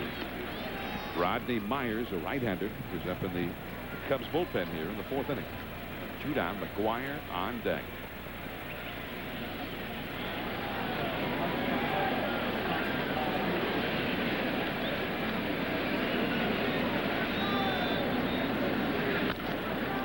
Up the middle, but behind second was Morandini. The long throw in the dirt, pulled out by Grace. And that will keep McGwire from coming up with 2 men on. Big play by Grace. 2-0 Cardinals after 4. Here's some hot news from Domino's. The new Domino's Heat Wave. The first bag that works like a portable oven, delivering hotter, tastier pizza to your door and a bigger smile to your face. Now a large with up to 3 toppings is just $9.99. You know those too old, too small, never should have been bought suits hanging in the back of your closet? Trade them in and take $100 off any suit. No exceptions. Right now, trade in an old suit, and Joseph A. Bank will give you $100 off any suit or any sport coat with dress trousers. There are no exceptions. The Joseph A. Bank trade-in sale. $100 off any suit or sport coat with dress trousers. Hole 3 of the Cooper Tire Invitational, a long par 10,000 from Seattle over the Continental Divide to Minneapolis. Our leader lying 7,012. Bill, how did he get there? Well, Jim, Arnold's gotten through some rough terrain, thanks in part to his Cooper tires. Then that nice run, keeping it left along the Canadian border. Arnold, what's in store for the rest of the hole? Got to clear those giant heads. The Cooper tires will do the job. The world is your course. Drive on. When I first got into my Tiburon, it absolutely changed what I thought about hunting. It's very exciting to drive it. It looks very sharp. It just reminds me of more action and adventure. You know, my boss saw it and he kind of looked at it like, how can you afford to pay for that car? Just taking off on the road with the windows down, people will look over like, hey, what kind of car is that? I'm proud of it. If you're in the market to buy a car, you should go in and test drive it.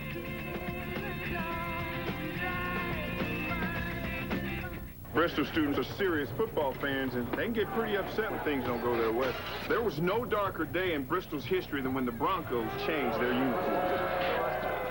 NFL Countdown, Sundays at 11, Mondays at 6:30 on ESPN. 2-0, the Cardinals lead the Cubs as we go to the top of the 5th inning here in St. Louis. Coming up, a new time for Monday Night Football on ABC Sports this year, 8 Eastern.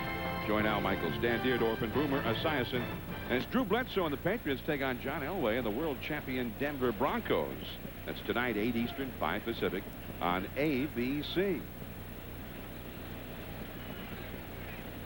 Mike Morgan against Darren Oliver. Quickly, the count goes to 0-2. Morgan whacked a double over the head of Ray Langford in the 3rd inning. He's 1 for 1. Leadoff man Lance Johnson on deck. John, I heard the call of, Jack Buck's call of McGwire's 60th home run the other day. And at the end of the call, he said, "Wake up, babe, you got company." Jack Buck. You mentioned all of those great former Cardinals, and there's another Cardinal Hall of Famer. And Jack, of course, last time we were here, they dedicated a statue outside, well, yeah, just outside the front door. Yeah, right outside the front in his familiar pose of broadcasting with his one finger in the ear. He's kind of changed a little bit there, John. He's gone to the headset. That's a foul out of play. Jack Buck. But you know what? I heard Marty Brenneman, who was working the radio for the Cincinnati Reds, call, too, and it was great. I think both of them did a fantastic job with that, as you did with number 61. So you guys have a special place in history now. You play-by-play guys. Marty Brenneman and Jack Buck. That's 2 of my favorites right Mine, there. too. Sammy Sosa would be due up 5th in this inning. We got to get a couple of men on base to get Sosa up there. Lance Johnson will come up now. It is 2-0. St. Louis is leading. They're still in a rain delay, meanwhile, at Shea Stadium, where the Mets had a 4-0 lead over Atlanta through 3 innings. The Mets will be anxious to see that rain go away, because that is not yet an official game. If they win it, they would have taken 3 out of 4 from Atlanta. That's supposed to be one of the things that was working against them. They had 7 games left with Atlanta, but they have more than held their own with the Braves this weekend. Chance to win the series. That's a ball. 3-0. And they maybe they'll break today. Denny Nagel unable to go. Well, there are a lot of, teams that are coming to the forefront in the National League. But I still think that you're going to have to go through Atlanta to get to the World Series. 3-1 the count.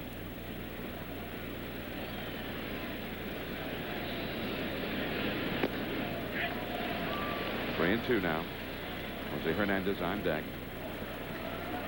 Tony La Russa, Mark McGwire's manager when he broke into the big leagues, and his manager when McGwire makes history. This has been a bittersweet season for Tony. I talked to him last week, and he said, it's bittersweet. It's great that McGwire is chasing a record, and some of the other individuals, Langford, Jordan are having great individual seasons, but he's very, very disappointed, you know, in the team, because this is the second year in a row that they've been picked to do well, and they've not, you know, had good seasons. So I think that, you know, the Cardinals are going to have to bounce back next year as a team. Mark McGwire hit number 61 in the first.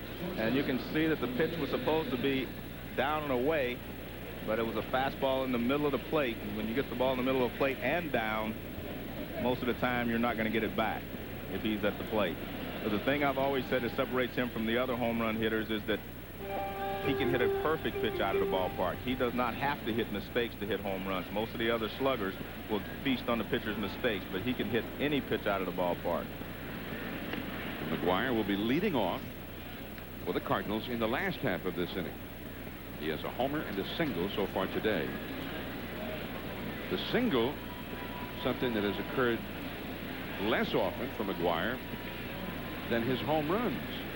He's got 61 homers, as we all know, and he has 53 singles. And that's pretty unusual. Well, he says he doesn't get paid to hit singles, John. I guess not. Hey, he said, hey, singles hitters drive Fords, home run hitters drive Cadillacs. Who said that? That's what they told me when I first came into the big leagues, but it's never worked that way. That was Ralph Kiner said that, wasn't it? Yeah. Well, Nellie Fox passed it along to me. So you developed that home run stroke? No, I just didn't listen to him. Hey, Nellie Fox was driving a Cadillac anyway. One out, Johnson at first. Jose Hernandez has got some pop. And this Cubs team has hit 184 home runs this year. They've been one of the great Cubs power teams, led by Sosa, obviously, they've ever had. But the Cardinals, obviously, with McGwire, match up pretty well. The Cardinals have hit 190 home runs. Not many National League teams can match up with the Cubs' power. Sammy Sosa got 58, holding his bat in the dugout. He's ready to go. But they need to get somebody else on base here. Mark Grace on deck. Darren Oliver kept them off the board up till now. 1 ball, 1 strike. But 14 of McGwire's last 24 hits have been home runs. Well, that one stretch there in Florida, he hit 4 out of 4 home runs in 5 at bats.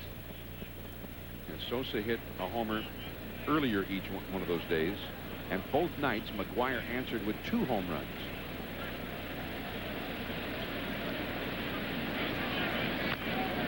That's a foul. 1 ball, 2 strikes to Jose Hernandez. You know, we're talking about Roger Maris, and we keep talking about the most home runs ever hit. In the minor leagues, there was once a guy named Joe Bauman, who still lives in Roswell, New Mexico. In 1954, Joe Bauman hit 72 home runs for the Roswell Rockets in a Class C league, the Longhorn League. And in 1955, a guy by the name of Bob Lennon hit 64 home runs. And he played in the same league and was one day asked for some advice about pulling the ball with power by a guy playing in that league named Roger Maris. So Maris's path crossed that of a guy who hit 64 home runs one year and actually got a little bit of advice from that big minor league home run hitter. A guy named Joe Hauser, playing for Baltimore in the International League in 1930, hit 63 homers. That's a ball down and in, almost hit him in the foot. Well, Dick Stewart, remember Dick Stewart? Yeah. Dr. Strangeglove. Yeah. 1956, playing for Lincoln, hit 66 home runs. Of course, he went on to hit more than 200 big league homers. Tony Lazzari, who was Ruth's teammate in 1927 when he hit 60, and a great player in his own right. That was down the left field line. Gant into the corner, and it's foul. Lazzari hit 60 for Salt Lake City in the Pacific Coast League in 1925. Tomorrow night at 7:30 Eastern, 4:30 Pacific, an ESPN Classic Sports original documentary, Roger Maris, Reluctant Hero. Through interviews, rare footage, and archival interviews with Maris himself, this one will reveal the man behind one of the most famous records in sports, Roger Maris, Reluctant Hero, tomorrow at 7:30 Eastern on ESPN. You can't be there to see it. I suggest setting your VCR for it. Well, Hernandez chased one there that might have hit the dirt if he hadn't hit in. 2-2 the count. John, it's 60-plus home runs is a great number, even if you're playing in Little League or wherever you're playing. But I only watch big league records. I only count big league records. But that's a great accomplishment. That's because you're in the Hall of Fame. No. I just only count big league records. But I think that those are great accomplishments.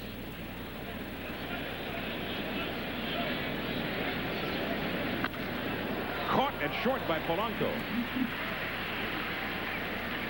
And Johnson had to hold at first base. Now, had he short-hopped that ball, it surely would have started an inning-ending double play.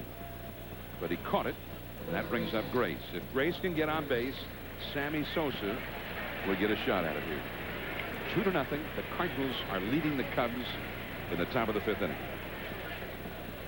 Grace has flied to left and grounded to first.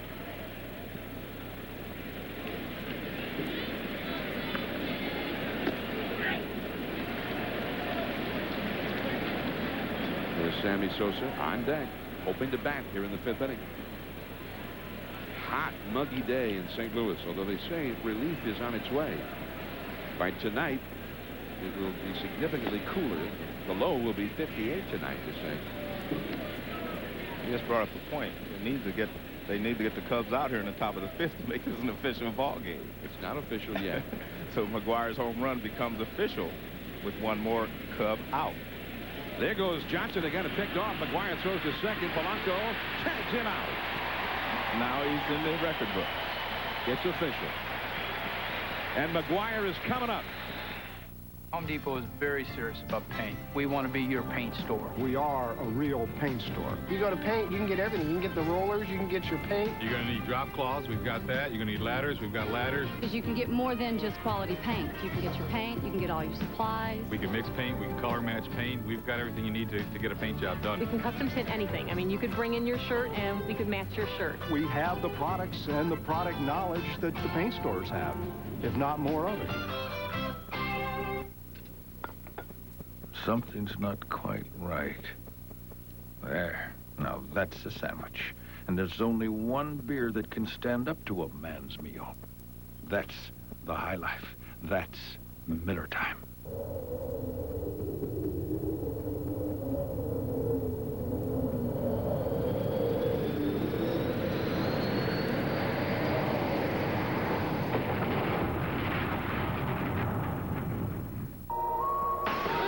The #1 ranked minivan by car and driver, the rugged Montana from Pontiac. With not one, but 2 sliding doors. Something handy for whoever's passing through. Life is more exciting in Montana. Now, get out of Dodge with 0.9% APR financing or $2,000 cash back on any new 98 Transport or Montana during the Pontiac Summer Sell Down. See your Pontiac dealer today. Rogaine Extra Strength works for 4 out of 5 men. What do you mean works? Regrows hair, or at least stops hair loss. With my luck, I'll be that 5th guy. Probably not. But here's our guarantee. Give Rogaine Extra Strength an honest chance. You be the judge. It stops hair loss, or regrows hair, more hair, thicker hair, faster, or we give your money back. Guaranteed. Rogaine Extra Strength works for you, or your money back. I can't lose. McGwire hit up a 61 in the 1st inning. The Cardinals lead 2-0 as we go to the last of the 5th. And when he came out of the dugout, the ovation began, and everyone is standing here at Busch Stadium as McGwire stands in at the plate. I think we should stand too, John. Since we couldn't salute him when he was running around the bases. Because we're not supposed to show favoritism, are we? I'm trying to maintain the integrity of the game. Of the booth. Right, of the booth, right. High in the air, shallow center. Morandini out, Johnson in. And McGwire is gone on 1 pitch.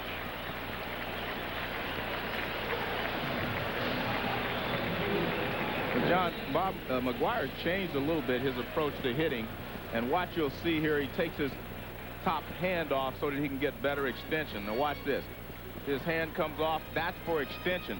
He didn't hit like that for, the first few years in the major leagues, but this helps him to get extension, and it doesn't cut off the swing, because if you keep your top hand on, your top hand will eventually roll over. And I think Sosa's saying, hey, you hit the home run. Now we have to try to win the ball game. Sosa will be due up second in the 6th inning. Ray Langford comes up now. McGwire back in the dugout. 2-for-3 for the day.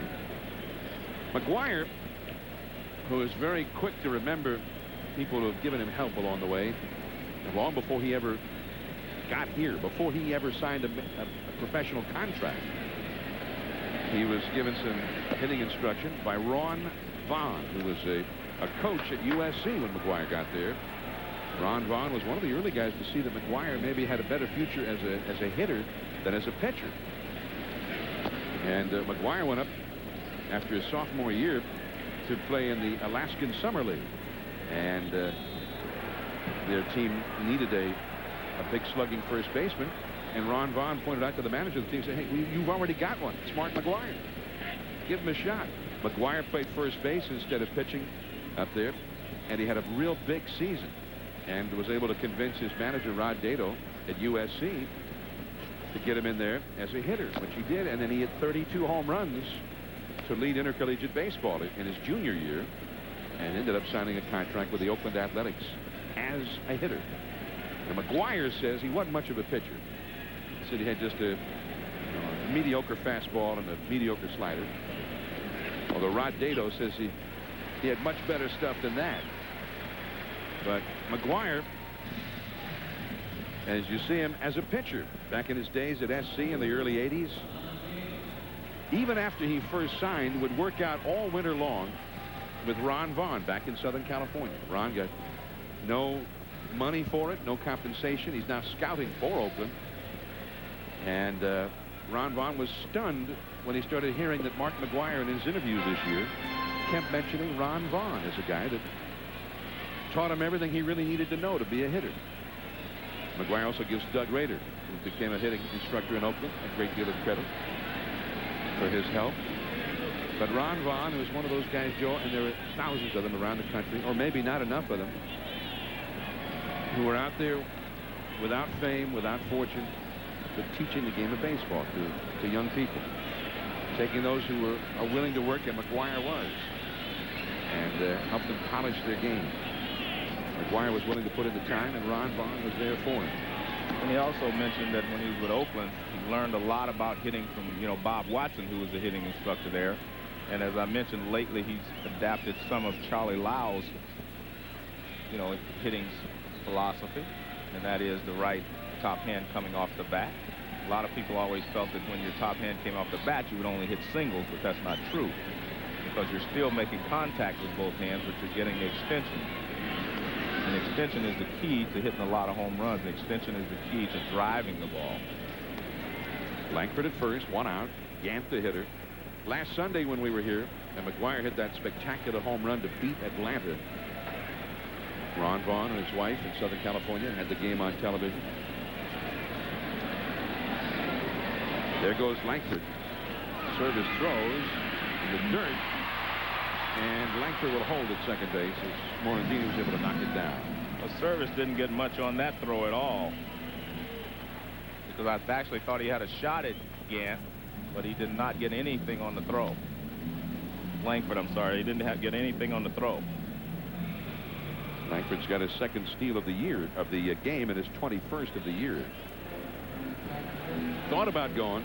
No, it was too close. I think Morandini was trying to decoy him as to he didn't know where the ball was. But when McGwire hit that big home run to beat Atlanta last week on Sunday Night Baseball, his 55th homer of the year, Ron's wife ran in from the other room and says, Marky has just done it again. And Ron said he was excited for McGwire, but also he said at that moment, they were as proud of McGwire as if he was a member of their family. And he said that was satisfaction enough for him for the time he put in with McGwire. That's the reason he did it. But McGwire had a chance to do something with it. 2-2 the count. And that's, I know, in your own book, you talked about that and the responsibility of the older generation of players. Continue that tradition of passing along that knowledge to the younger players. I think that's something that has slacked off in the last few years, and I think it needs to be returned to the forefront for baseball and for players who've learned a lot from other people, just to pass that knowledge along. You know, Rick Sutcliffe is a guy now doing television for San Diego, but he still reserves a couple of months during the season where he goes down and works with Padres pitchers in the rookie leagues and in spring training. And I asked him why, and he said, because I feel it's important for me to give something back to the game. Maybe he read your book, Joe. Well, no, I just think that's a great attitude to have, because this is a great game. Here comes Jim Riggleman out now. 2 men on, consecutive walks here by Mike Morgan. The bullpen is busy. And Morgan, remember, making only his 3rd start since coming back from the disabled list. Morgan's only allowed 2 runs up till now. We are, of course, in St. Louis. Where else would we be? There's the famed Gateway Arch along the shores of the Mississippi, and Busch Stadium in the background. And today's Skyview coverage is coming from Bud One Airship, brought to you by Brewery Fresh Budweiser, the official beer of Major League Baseball. Here's Bud One. Fernando Tatis up now. Morgan is staying in there. It hasn't been elegant so far. He's given up a booming home run to McGwire. Another homer to Marrero. Had base runners in every inning. But so far, Joe, he's kept them in the game. Well, that's what Mike Morgan does. He's a crafty veteran that keeps his ball club in the game. As he mentioned, he hasn't pitched as well as he would like, but the Cubs have won his 2 previous starts because he keeps them in the ball game. He has walked 6 in 4 and 1/3 innings and given up 2 homers, but only 2 runs on the board. Slider misses. 2-0.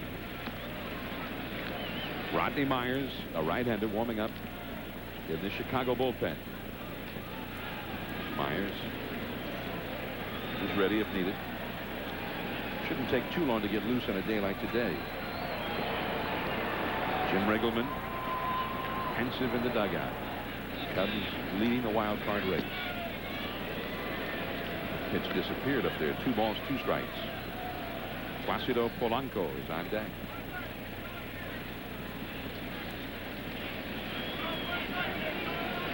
Toronto is leading Cleveland today, by the way, 14-1 now at the end of 7, on their way to their 11th consecutive victory. And they'll be only 4.5 back of the Red Sox, who play tonight at Fenway against the Yanks. Go down to first base with Grace covering, but safely back is Gann.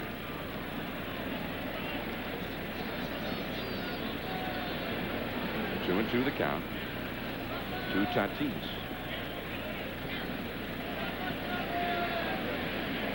Peter Gammons wrote in his column yesterday in the Boston Globe that McGwire and Sosa perhaps have taken some of the heat off the Red Sox, who have started to slide in the pennant race. It usually puts a lot of heat on them because they start hearing about that history about this time every year when they have a lead. 3-2 the count now. Well, both of these runners are fast, Joe. I'm sending them. Well, I'm not so sure Tony will in this situation because, you know, Tatis will strike out a lot. I'm sending them. Okay. I'm not going to send them yet.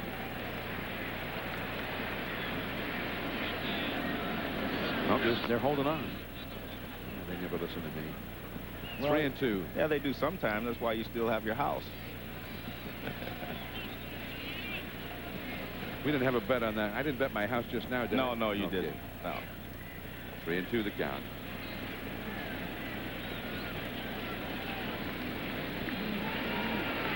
So you look at Tony. Tony's a tricky guy. You never know now.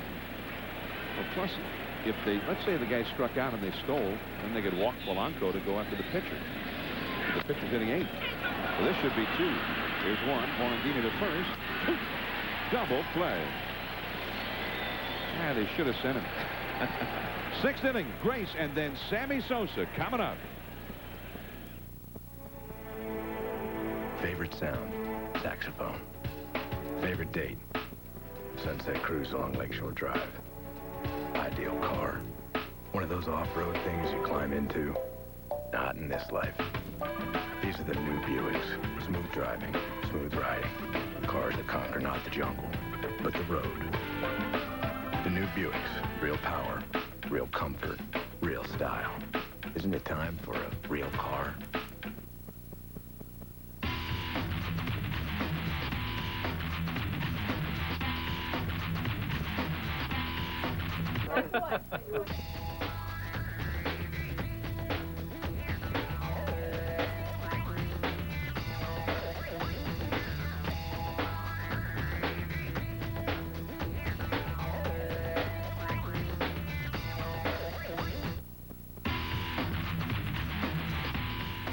Oh, man, it was like this... What? Quiznos oven-baked classics. If you want your sub toasted, you gotta go to Quiznos. Finally, a polished brass finish that holds up under siege. New brilliance for the kitchen. From Delta, it's guaranteed to shine for life. Delta, the faucet. It's always been my way or no way, right? So when I go away, I stay at Super 8.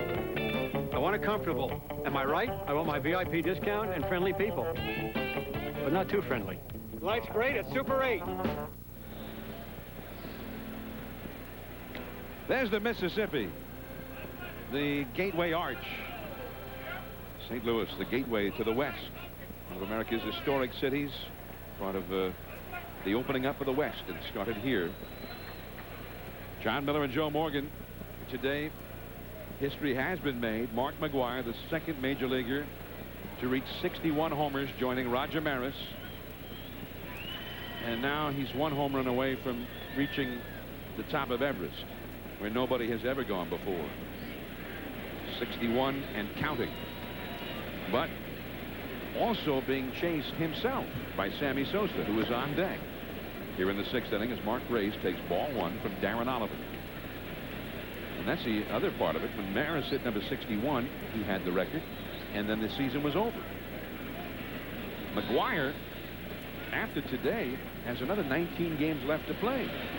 So breaking Maris's record will only be the record until the next one. And also, he has been the first to hit 61 since Maris, but he may not even end up leading the league in home runs.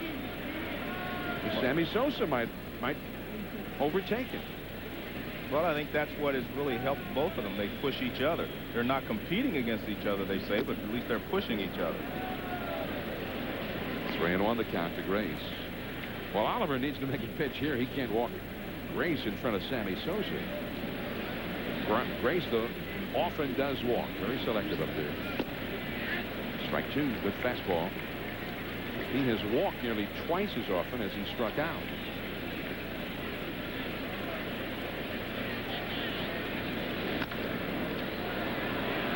High, lazy fly, left field, Gant.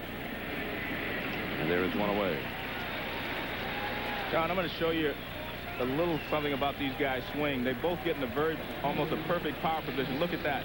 An impact with McGwire. Now look at Sosa. The difference is Sosa on the right has his left leg straight. That means that he is in a perfect power position. McGwire breaks his left knee a little bit, which tells you that he uses his upper body a little bit more because he's stronger. And that's why McGwire really has a little bit of an edge, because he's a little stronger than Sosa, but they are almost in perfect power positions when they attack the baseball. Well, here's Sammy. He has fouled the first and struck out looking. Ball one. This is the first time that he's batted with nobody on base. Again, he got a very warm response from the St. Louis crowd upon arriving at the plate. We saw Big Mac at number 61. They want to see Sosa go deep too. Yeah, that's what they came to see. Mark's the man. That's what Sosa keeps saying. No, stands the man.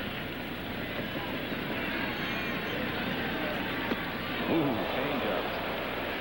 So he's thrown him last time up. He threw him a curveball to strike him out that he had not seen in his previous at bat. This time he throws him a changeup, something that he has not seen the entire ball game. Oliver, who until recently was a teammate of Juan Gonzalez, the great Texas Rangers slugger. Sosa fouled on the right field line. Sosa and Gonzalez both were signed by Omar Minaya, who is now the assistant general manager of the New York Mets. They were both acquired at nearly the same time. Gonzalez from the Vega Baja section of Puerto Rico, Sosa from the Dominican. And that's a ball. Even in the daylight here, Joe, is seeing flash bulbs going off from thousands of cameras with each pitch, both to Sosa and McGwire. I don't think they're going to help that much. 3-2 the count. He struck him out. Foul tip into the glove of Marrero. And that pitch was a little bit out of the strike zone. High fastball away. And Sosa went after it. Well, let's take a look at how he started him off. Fastball down, then fastball over the outside corner. A breaking ball away, a changeup, I'm sorry. And then he gets a fastball away, fouls it out of the play. High fastball and another high fastball, and he chases it. Run out on the hill. Delano to Shields. Nice play, and just like that, the Cubs are gone in order. First time all day. Last to the 6th, 2-0 St. Louis. It starts here. It starts here. It also starts here and here. And it all starts right here at Walmart, home of the EverStart battery. All the coal-cranking power your truck, car, boat, or more will ever need. Power you can count on when you need it most. And since it's at Walmart, you can also count on a good price. EverStart. The name says it all.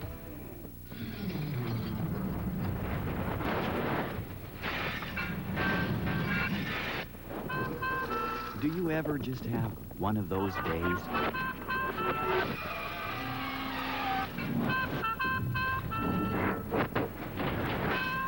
Well, at Farmers Insurance, everything we do is about getting things back to normal. Isn't that what insurance is supposed to do? Farmers, get you back where you belong. You're so lucky. Not one gray hair. When a woman can run her fingers through your hair and can't tell you blend away your gray, that's a natural-looking result. And that's just what you get with a hair color called Just for Men. Simply shampoo in, then rinse. In only 5 minutes, this unique formula blends away gray, actually matches your gray to your real color. So nobody knows, even close up. I just love your hair. Just for Men. It looks so natural, even she can't tell. It's impossible to keep the ocean from the shore. It's just impossible. Ask a baby not to cry. It's just impossible. For to live without you now, it's just impossible.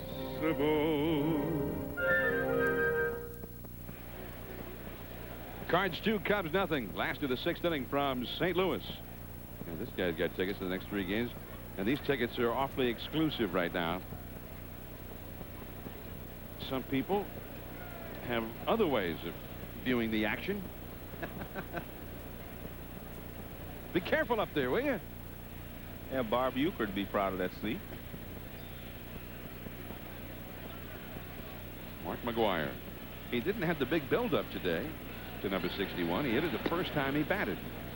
Placido Polanco takes ball 1 from Mike Morgan. 2-0. St. Louis is leading.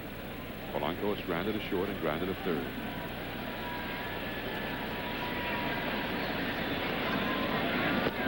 Right over the outside for a strike. Darren Oliver, the pitcher, is on deck, and then Eli Marrero. The last third of the Cardinals batting order here. McGwire would be due up 6th in the inning.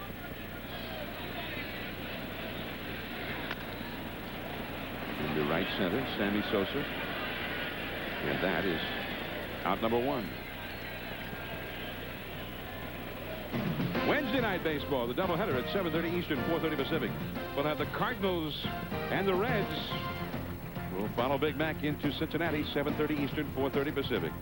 And then on ESPN2, at the same time, the Yankees and the Red Sox. And then that will be the first half of the Wednesday night baseball doubleheader. We're watching the Cardinals and the Cubs, the longtime rivals.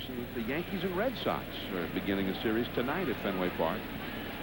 Game 3 of that series will be on ESPN2. That's a foul off to the right. 0-2. The Giants, who are the third club in the National League wild card chase with the Cubs and the Mets, will be seen in the second half of our Wednesday night doubleheader from San Diego, 10:30 Eastern. And Morgan gets Oliver for out number 2. 3 strikeouts for Morgan. He has not been able to get through an inning without some men reaching base yet. He has given up 3 hits and 6 walks, and he has hit a batter. So they put 10 men on base in the first 5 innings. But they managed to get only 2 runs out of all of that. Keeping score. And you got to keep scoring a day like today. Yeah, you do. You're here to be part of history. You've got to keep scoring. That's one of the best souvenirs you could have of a day like this. Eli Marrero. Ball 1. He has homered and walked. 2-0 St. Louis, last of the 6th.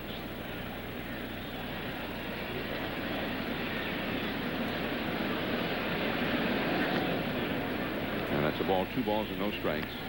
Sammy Sosa 0 for 3 today. Mark McGwire 2 for 3, and his first hit was a home run.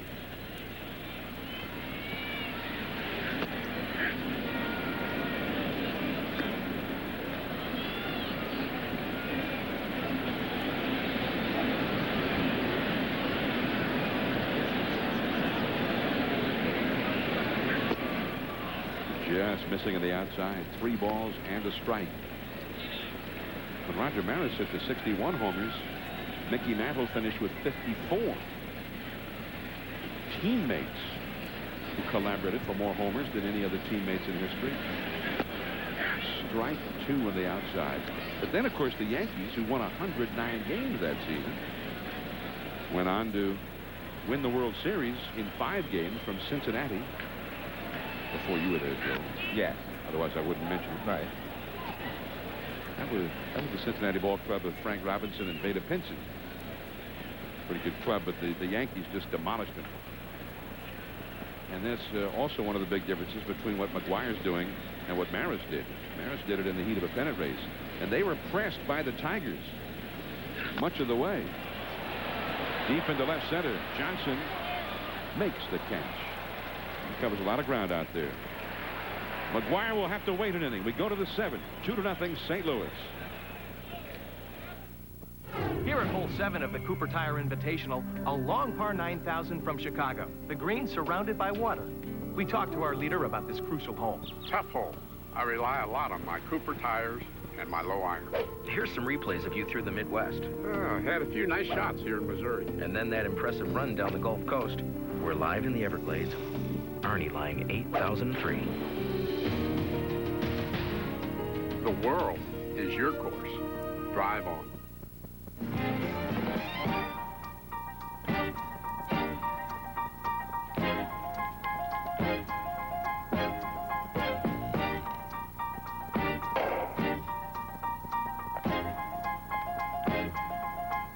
Tony's original love, the Blimpie best. Ham, salami, capicola, prosciutini, provolone, choice toppings, all on freshly baked bread. Blimpie, it's a beautiful thing. Unleash the beast. Unleash the beast. Unleash the beast, Milwaukee's best.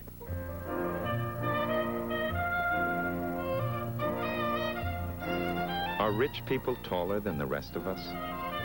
Are their loved ones more deserving of an airbag? Was the sun created solely for their enjoyment? Are we the only car company that doesn't think so? Century by Buick, full of amenities for under $20,000, loaded for under $24,000. Century by Buick, a luxury car for everyone. Thursday night football. Wake Forest has an offense with the ability to score at any moment, led by quarterback Brian Cookler. And they'll test their skills against Navy. Thursday game night at 7:30. Navy versus Wake Forest, Thursday at 8 on ESPN.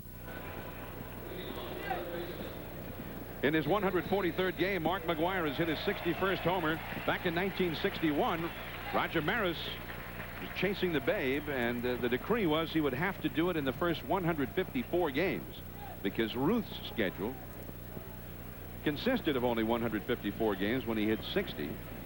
And the 154th game fell on a night when the Yankees were playing in Baltimore. And Maris went into that game with 58 home runs. And when Gary Gaetti's at bat is finished, we'll take you back to that night at Memorial Stadium.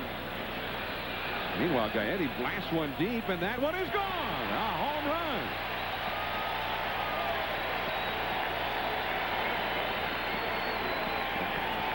Gary Gaetti gets a big ovation from many Cardinals fans because he did that very thing so many times as a Cardinal. He acknowledges the crowd.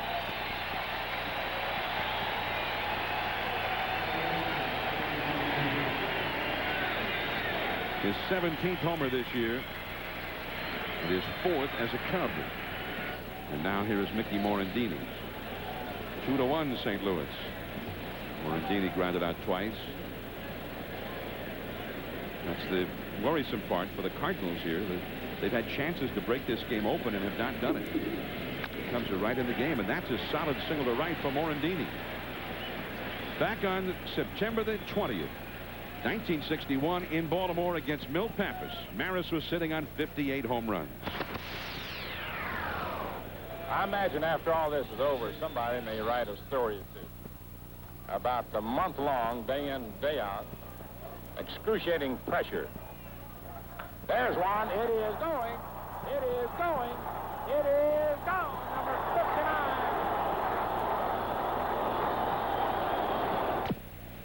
59. And you're going to hear the ovation in Baltimore that night. Although, as was the case all the way down the stretch, the big crowds were not there for Maris. It did not seem to captivate the country anywhere near as much as what McGwire and Sosa have been doing. In Baltimore that night, they had just a little over 20,000 people. Maris had number 59. Later in that game, he would hit a ball to the warning track in right center, but that was as close as he would get to number 60 in those first 154 games. And that, of course, was the great, legendary Hall of Fame broadcaster Mel Allen, then the voice of the Yankees, as he described number 59 for Roger Maris. And it was interesting, Joe, talking about the excruciating pressure that Maris was under.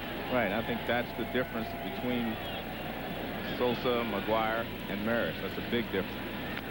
There's a bunt by Scott Service. Nicely done. McGwire. Wow, nice play by Big Mac. With DeShields covering, and Morandini has been moved to second base.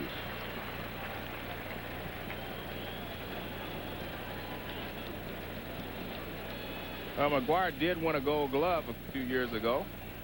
And this is a tough play because the ball backs up and stops. Now McGwire has to get rid of it.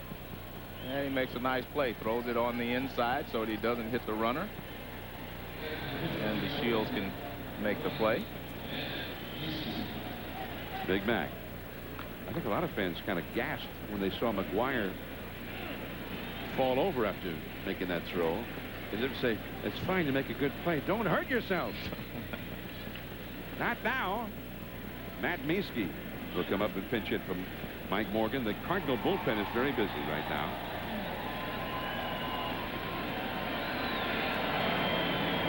The right-handed Mike Busby, the left-handed, number 28, Lance Painter. So the possible tying run is in scoring position here in Riggleman. Playing very conservatively here, trying to get the tying run home in the 7th inning. And LaRussa is heading out. going to bring in, actually going to bring in his left-hander here, Lance Painter, with the right-hander batting Mieske up there. 2-1 St. Louis. We'll be back. American history really got to moving when the West opened up, partially because the people in the East just couldn't get enough good beef. So the West was happy to oblige. Cattle drives became a common sight. Then and now, American beef is the best there is. For 80 years, Cattleman's Steakhouse has been serving American beef because it is the very best. No wonder Cattleman's Steakhouse is so doggone famous. The perfect steakhouse for the perfect American steak.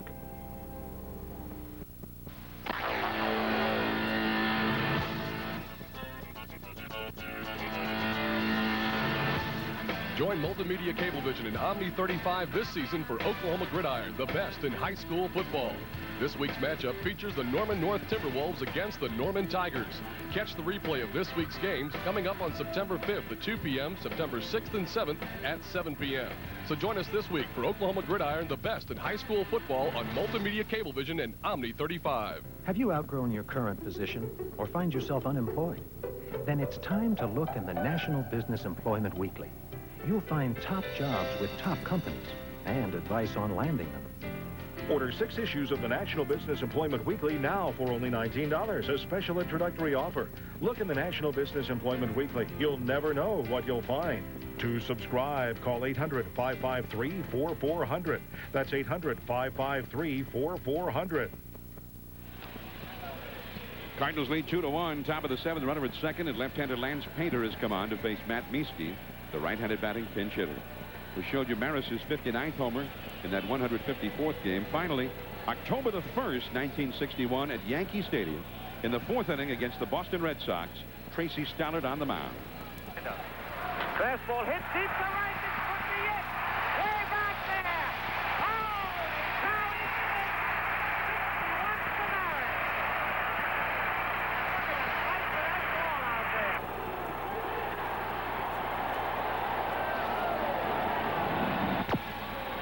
And Maris had to be pushed out of the dugout by some of his teammates like Bill Skowron, among others, because the fans just wouldn't stop until he came out and took a bow. That was not commonplace at that time.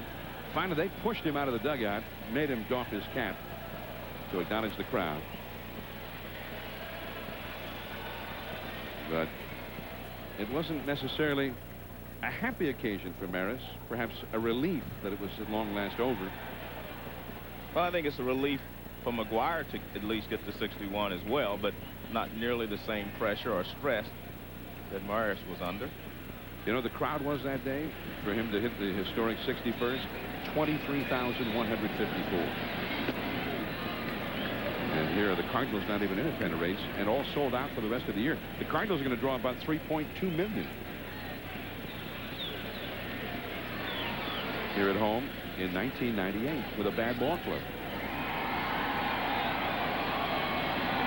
Mieske, the hitter, starting and then stopping Morandini. He'll remain at second base. 2-0 the count with the left-handed batting Lance Johnson on deck. 23,000 plus at Yankee Stadium when he hit number 61, and most of them, they say, were out in right field. They all wanted to catch that ball. It was Phil Rizzuto who had the play-by-play description of Maris's 61st. I read an interview with Scooter about the call, and they asked him if he had given it some thought in advance what he was going to say if he was on when Maris hit the homer. And Rizzuto, in typical Rizzuto fashion, said, "No, I wish I had thought about it for a while." He said, "Maybe I would have come up with something better than holy cow." Come on, Scooter. Holy cow is perfect.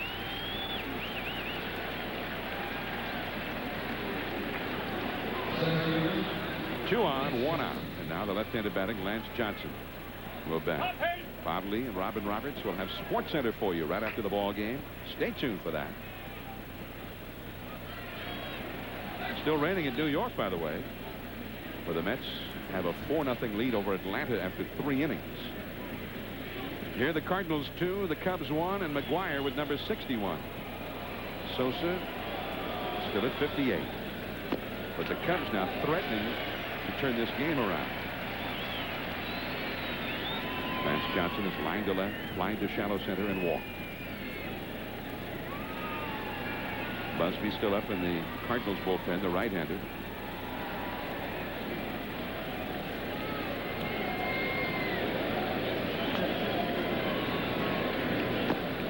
Pretty impressive performance by Darren Oliver until here in the 7th, Joe. And I wonder if he just started to wilt in the heat. Well, it's very warm here, and so it doesn't surprise you. You lose, you know, in Major League Baseball, you lose a half a foot off that fastball, and all of a sudden the hitters can start to catch up with it.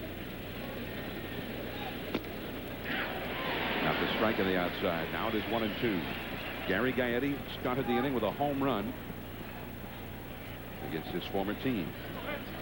Gaetti, who has hit better than .370 in the 18 games he's played since going to the Cubs.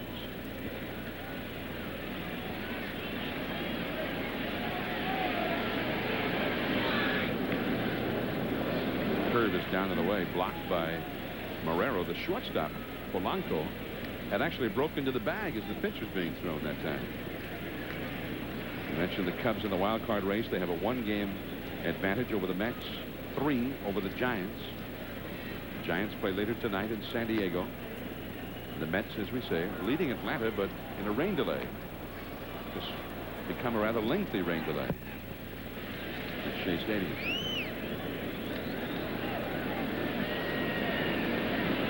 Mike Piazza has really been a force in the stretch run for the Mets, as they hoped he would be. Third ball bounced foul.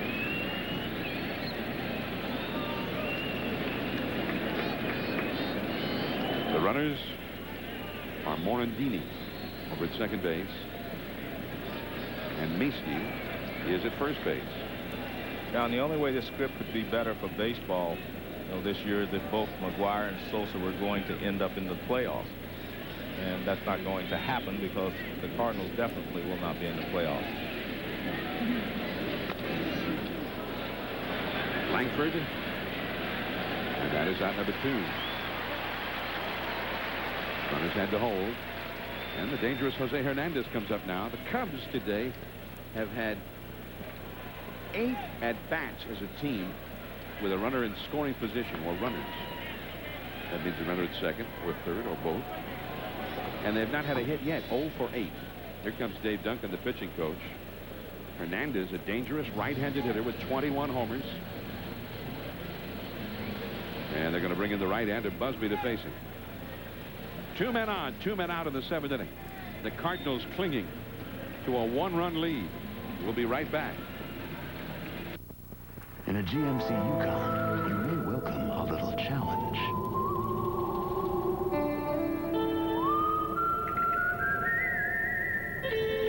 A little mountain climbing. With horsepower that leads its class, Yukon dominates the road. Even towing feels like child's play. Yukon by GMC. It puts you comfortably in command. Nix on Yankenko. Hi, y'all are some more. I'm glad for you to see me. Boom. Here we go. Cut it up. Toss it. That's looking good already, and I haven't even done anything to it. Nice and thick they are. Marbling through it. It's like a concert. Oh, done. People are wild about it in the restaurant. People love this dish. I love pork so much. Come here, pork chop. Pork. Pork? Pork. Hey, guys, we're popular again. Yeah, with mashed potatoes. That is good, I guarantee. Clean is my business. So when I'm on the road, Super 8's my motel. Clean carpets, clean seats, clean. Clean inside and out. Life's great at Super 8. Who's gonna break Maris's mark and hit 62 out of the park? The race is on. Keep your eyes on the ball. McGwire, Sosa, Griffin. They've got their eyes on the ball. Baseball history is in the making. Who's gonna crush 62 before the season is through? It could happen at a ballpark near you. Don't miss a home run. Don't miss a minute. Keep pace with the race. Log on to MajorLeagueBaseball.com. In St. Louis, 2-1, the Cardinals leading in the top of the 7th over the Cubs. Now it's a new time for Monday Night Football on ABC Sports this season, 8 o'clock Eastern. Join Al Michaels, Dan Deerdorf, and Boomer Esiason for a big ball game tonight. Drew Bledsoe and the Patriots, John Elway and the world champion Broncos. Then next Sunday night, we'll take you to New England for ESPN Sunday Night Football. The Colts, Peyton Manning and Marshall Faulk take on Bledsoe and the Patriots at 8:15 Eastern Time. Mike Patrick, Joe Theismann, and Paul McGuire next Sunday on ESPN. ABC and ESPN, the exclusive home of the NFL in prime time. Here's Mike Busby now. 2 on, 2 out in the 7th inning. Big moment of the game now. A tough right-handed hitter. Jose Hernandez coming up against Busby.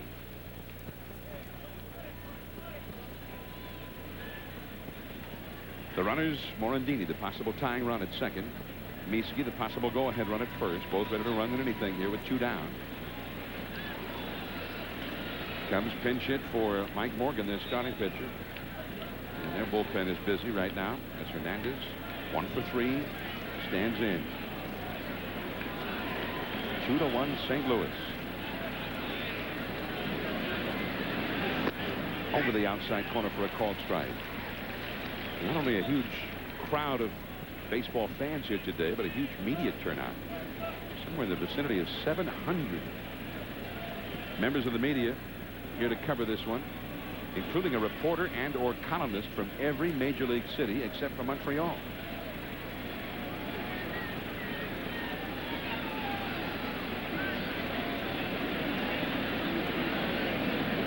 One strike to count to Hernandez.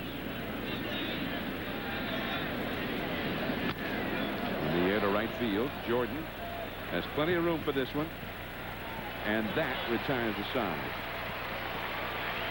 Grace and Sosa will come back in the next inning, and Mark McGwire, who hit number 61 in the first inning, is coming up third in the last of the 7th. 1 away from a new major league record. Rogaine Extra Strength works for 4 out of 5 men. What do you mean works? Regrows hair, or at least stops hair loss. With my luck, I'll be that 5th guy. Probably not. But here's our guarantee. Give Rogaine Extra Strength an honest chance. You be the judge. It stops hair loss, or regrows hair. More hair, thicker hair, faster. Or we give your money back. Guaranteed. Rogaine Extra Strength works for you, or your money back. I can't lose.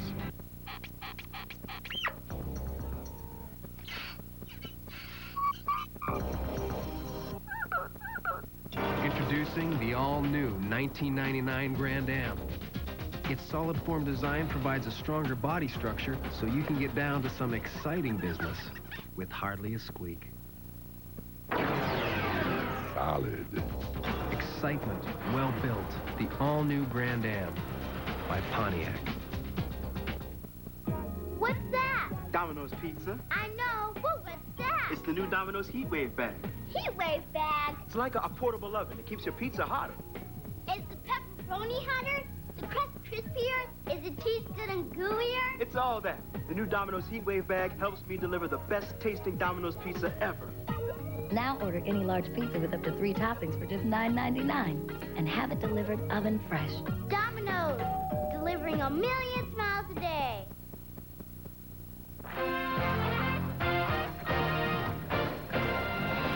This ESPN Major League Baseball special is brought to you by Domino's, delivering a million smiles a day. And that's the view from high above Busch Stadium. The aerial view of Busch Stadium is from the Bud 1 airship, brought to you by Brewery Fresh Budweiser, the official beer of Major League Baseball. Glad to have them with us.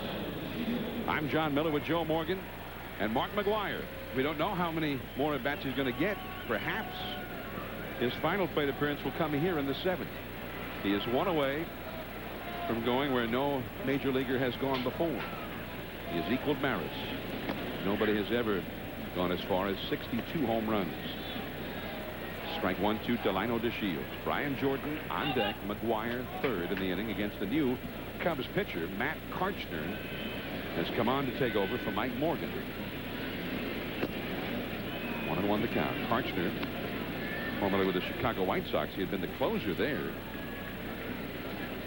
And he comes in here, perhaps into the onrushing tide of history, Joe. Karchner has given up a home run to McGwire this year. And it was a dramatic home run at Wrigley Field back on August the 19th. McGwire had one of those incredible days. His club was trailing in the 8th inning, and McGwire homered to tie the game at Wrigley against Karchner. Then, with the score still tied in the 10th, McGwire homered against Mulholland, and that was the game winner.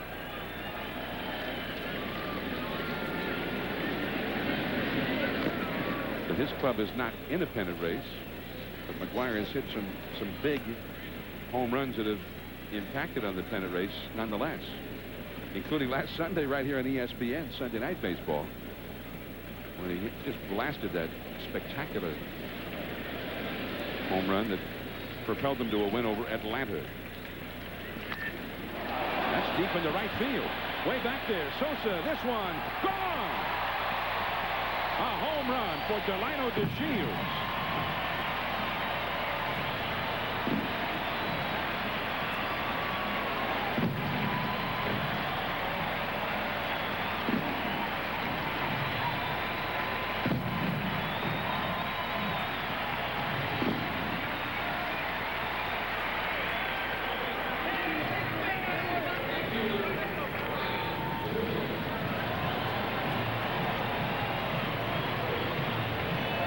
Well, I think everyone's thinking long ball today. Watch him. He turns on this. He's really trying to drive it, and he does. He hits it over the right field wall for a home run. Now Brian Jordan, Gaetti. Jordan gone on one pitch, and now here comes McGwire. One away from history.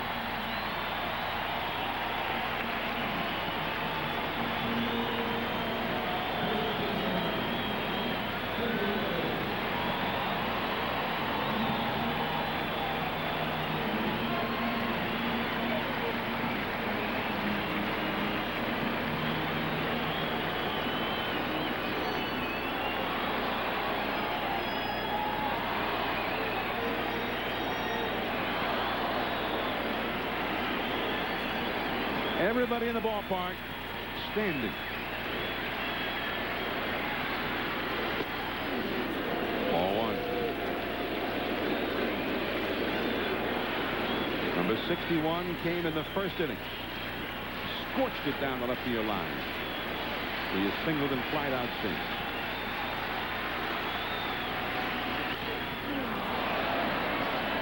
Coming back, service, but no play. It's in amongst the spectators. And a scramble for that one as well.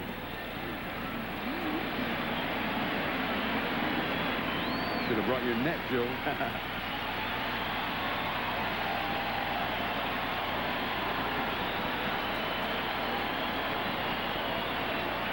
.62. Never been done in the big leagues. Just missing. 2-1. Cubs bullpen is very busy.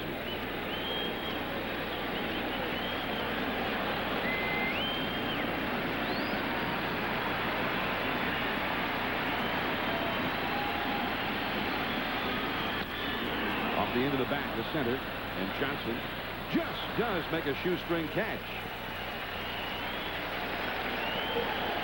So now we don't know if he'll get up to the plate again. Ordinarily, Cardinal fans would just assume that he didn't. Well, because that would mean that they would win. Well, a lot of people are starting to leave, John. 2 down in the 7th inning, and that will bring up Ray Langford. Let's take a look and see how close he comes to the target. Target down and away. And he hits the target. Good pitch. A little breaking ball, and that's why McGwire got it off the end of the bat.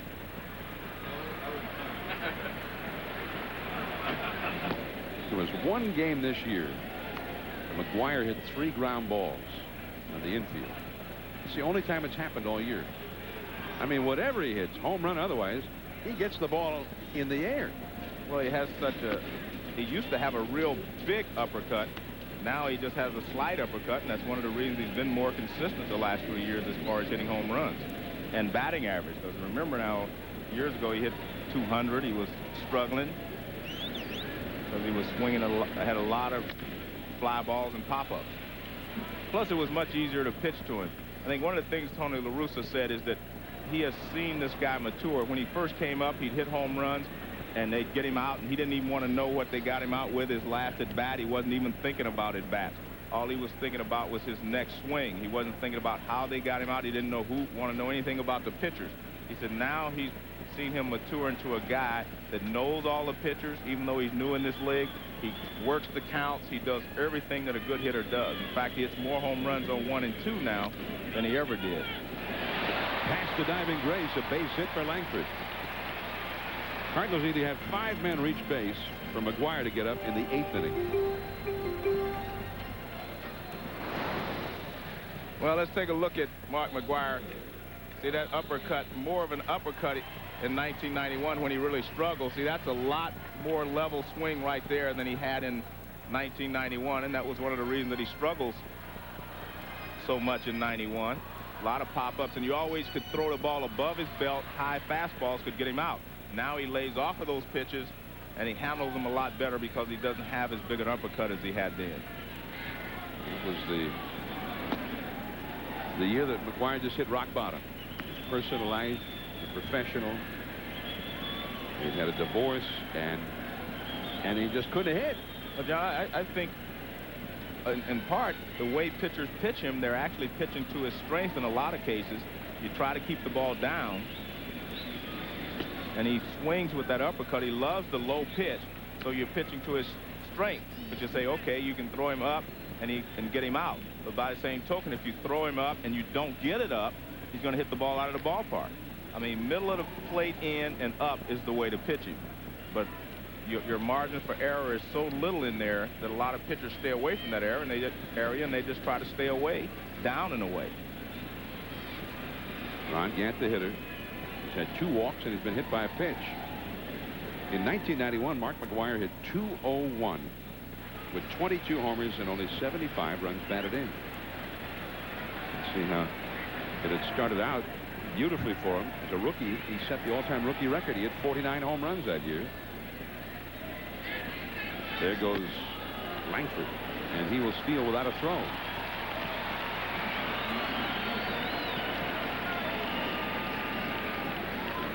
Langford has 3 steals today and 22 for the year. And that gets him into the 20-20 club again. 20 stolen bases, 20 home runs.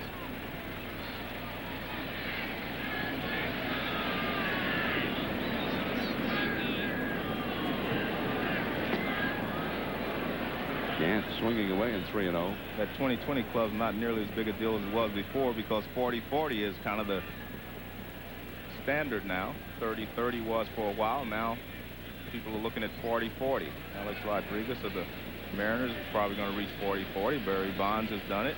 And of course, Jose Canseco was the first to do it. It's a combination of speed and power. I mean, you get 40 of either. That's great speed and great power. Great stolen base ability. Now Gant has walked. This inning has been a struggle for Matt Karchner.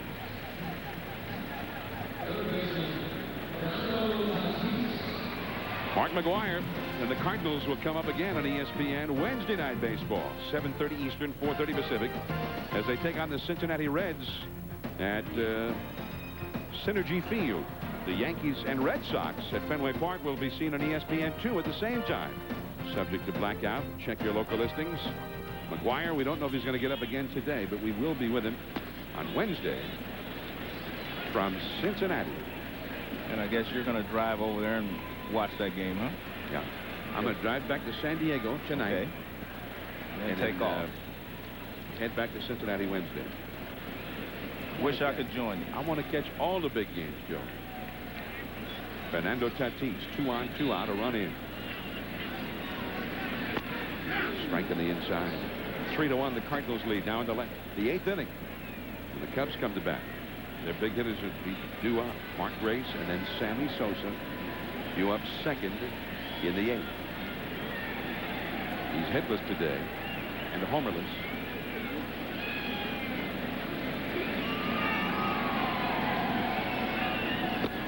And that's a ball. 2-1 the count.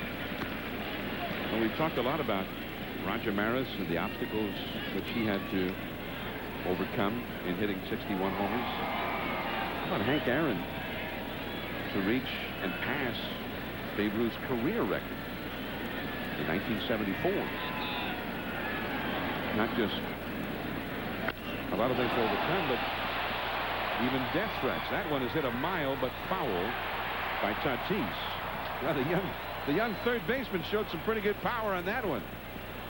Well, they're expecting him to be a guy to hit 25 to 30 home runs once he gains more experience here in the big leagues, and he has swung the bat much better since he's been with the Cardinals. Opens up just a little bit too soon and hooks that one. Hit the window up there. That's a pretty good shot. McGwire's 61st homer hitting off the window, but on the fair side of the pole in the first inning. And that's the difference in McGwire. I mean, he extends now with his front arm, and he doesn't hook as many balls foul as he did before.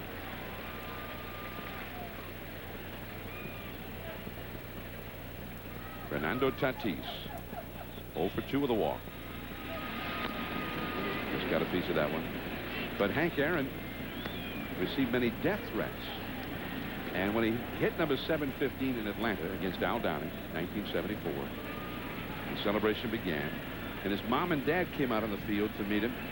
And his mom, Estella, ran up to him and squeezed him in a big hug. He said he didn't know his mom was that strong to squeeze him that hard. And he found out later that she was trying to protect him just in case one of those threats was attempting to become true. That's the inning. Tatis is down. Now Grace and Sammy Sosa coming up. On October 2nd, It's beautiful. take all you know about adventure and magnify it. Run! DreamWorks Pictures presents... Don't you want your 8-bit beer? I have a thing about drinking from the caboose of another creature. And rated PG.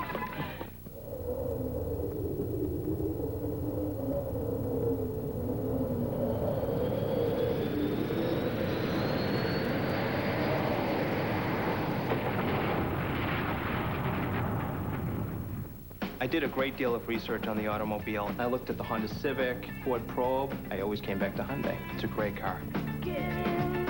Perfect on the road. Great pickup. It handled wonderfully. I love the design of the Elantra. It's sleek, classy, car of the 90s. Right now, you could get an Elantra for just $8,999.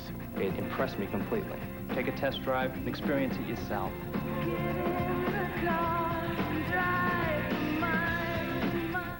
One official Major League Baseball, $9. New ball, $9. New ball, $9. New ball, new ball, new ball, $9. New windshield, $100.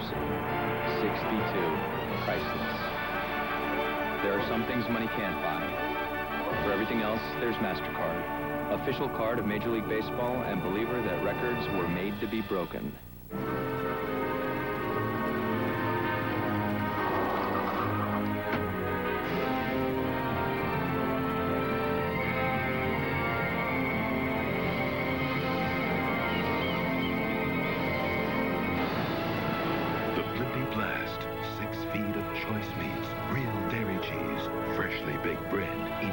Satisfy up to 40 people, or just one. Blimpie, it's a beautiful thing. Cards 3, Cubs 1. Sosa will be coming up second here in the 8th inning. Meanwhile, we've got Dave Campbell for the Hall of Famer Lou Brock. Thank you, John. Lou, you set the all-time stolen base record, beat Ty Cobb, then you had it broken. What were the emotions both times? Well, of course, I don't think you're dealing primarily with emotion at the time because you're in a zone. Particularly the season record like Mark is chasing, that is when you must perform. The other one is just you go out and do your thing. But the most pressure was on the season record. Good seeing you, teammate. Hey, good to see you, Dave. Okay, John? Lou Brock. And Joey, one of your fellow baseball immortals. I think Dave Campbell's been a teammate of every player. He played everywhere, didn't he? Yeah, he He got moved around a lot. Mike Busby to Mark Grace. And the job right here, Joe, is to keep Grace off the bases with Sammy Sosa coming up. And even I know that. And Grace has been kept off the bases. 0 for 3. 1-2 to count. 58 home runs for Sosa. I mean, he's way ahead of Maris and the Babe both.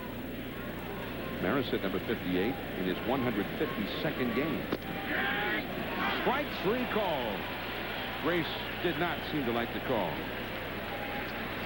Now Sosa. Well, one thing for you home run chase followers, this gives Busby a chance to be maybe a little more aggressive with Sosa than if he were the tying run and working out of the stretch.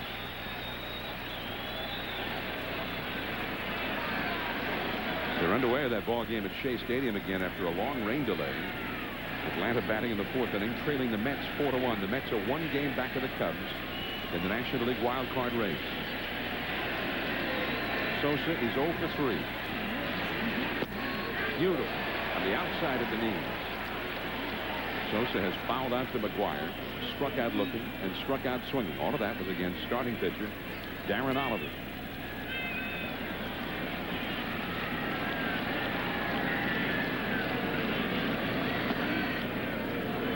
One ball, one strike. This is something that's quite a bit different than Maris's time, and especially since the Babe's time. The advent of relief pitching into specialists, middlemen, setup men, closers. It's this time of the game you're most likely going to face somebody other than the starter. A fresh arm always comes in towards the late innings, and that's why I don't think anyone will ever break Joe DiMaggio's 56-game hitting streak. Because I mean, you're just facing a top-notch pitcher every time you go to bat, and it's going to be difficult for someone to sustain that over 57 ball games. Well, Maris got to face every team 18 times. In fact, he had 36 games where he got to face expansion team pitching. He had 13 homers against the 2 expansion teams in '61. 1-2 to Sosa. 2-2. Ruth, of course, they played every other team 22 times. And it was the rare game where the bullpen was used. So he got to see a lot of pitchers a lot of times.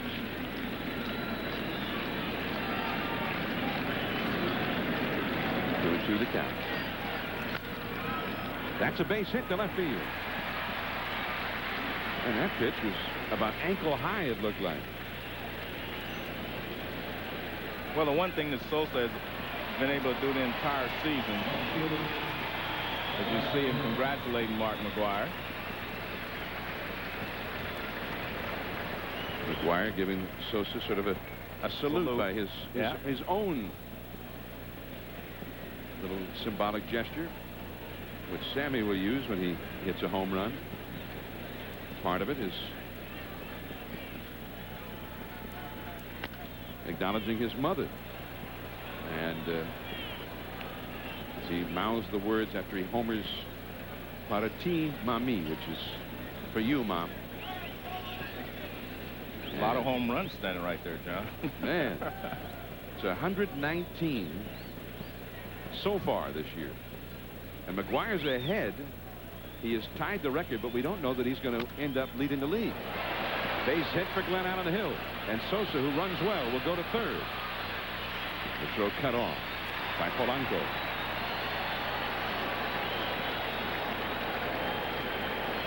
Now Gaetti, the former Cardinal, who homered his last time, with a chance to do more damage against the Cards.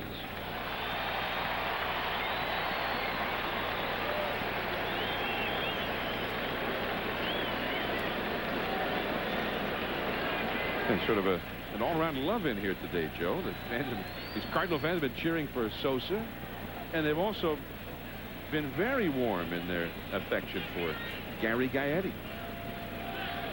Cardinals bullpen is very busy. The guys working real hard out there. Sosa at third, Hill, the possible tying run at first. Look out, hit it.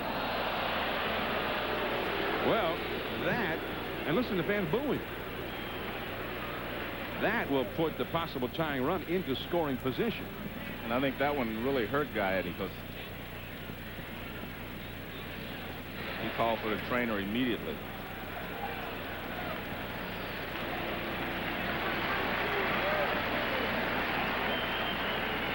Says he's okay.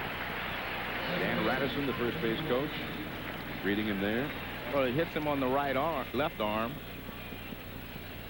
right above the elbow, but he doesn't go to first base. He immediately calls for the trainer.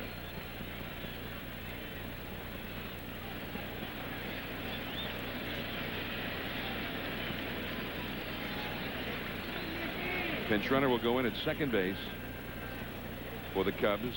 Brant Brown, who is a very fast runner, replaces Glenn Allen Hill. And Dave Duncan goes out to the mound. The bases are loaded with one out. And with the left-handed batting Mickey Morandini coming up, they're going to bring in a left-hander, Brian Eversgerd, from the bullpen. So the Cubs making a move here in the 8th inning. They have trailed since McGwire tied Maris in the first. But now they've got their shot, and we'll be right back. Hello, folks. Our flywheel for Eagle Motors, where the price is always in sight, and we always have a lot of models for you to look at. Not these models, these models. Ever wonder where your money goes? Mine just seems to constantly disappear. Can't figure it out. That's why I need to continue to turn my cars into cash. So if you're breathing, you've got a car. All you got to do is call the toll-free number you see on your screen, and I'll put you in a car, and I'll back it for 6,000 miles. It's a great deal. Take it from me. Now let's get back to our movie starring Tom Arnold, Arnold Schwarzenegger, Arnold Ziffel, and Shelley the Sexy Slug, and if you can't join them, lick them.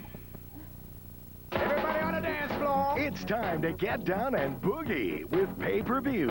I would lose that glove. You look nuts. They're in love and about to get married, but not to each other. I don't even know your last name. It's Gulia. Julia's last name is going to be Gulia. Julia. That's funny. Drew Barrymore, Adam Sandler. Go get her. Together, they make beautiful music in The Wedding Singer. Pay-per-view makes it easy. Order in romantic fun at home. Golf Digest presents 50 ways to lower your score. To get greater distance, turn your right foot out. For a better backswing, don't slide. Turn your hips instead. Now, lower your score, drive longer, hit straighter, and play your best golf ever with the 50 new stroke-saving tips in every Golf Digest. Call now for your risk-free trial issue. If you like it, get 11 more issues, 12 in all, for just $19.97. Plus, get this stroke-saving video free. Call 800-248-6800. Cardinals lead 3-1 at the top of the 8th, but the Chicago Cubs, the National League wild card race leaders, are making a threat. The bases are loaded with only one man out, and the new pitcher has come on, Brian Eversgerd, to face the left-handed batting Mickey Morandini. I'll tell you what, John, Mickey Morandini is a guy that's really helped this ball club. They brought him over, and I mean, he's really played well at the top of the order, hit at the top of the order most of the season. He's gotten on base a lot for them. He's been a very good clutch hitter.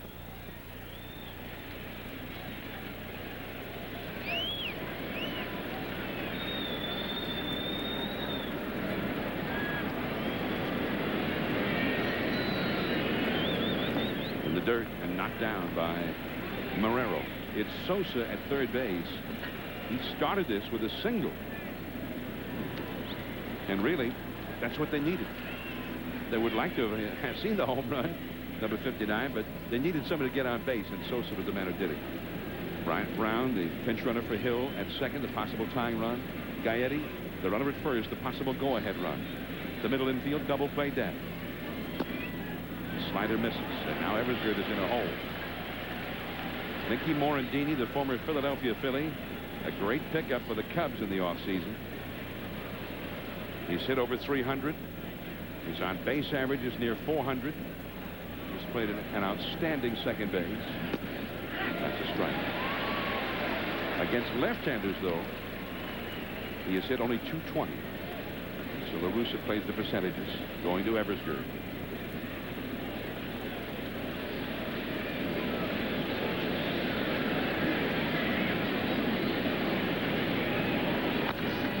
This could be two. There's one.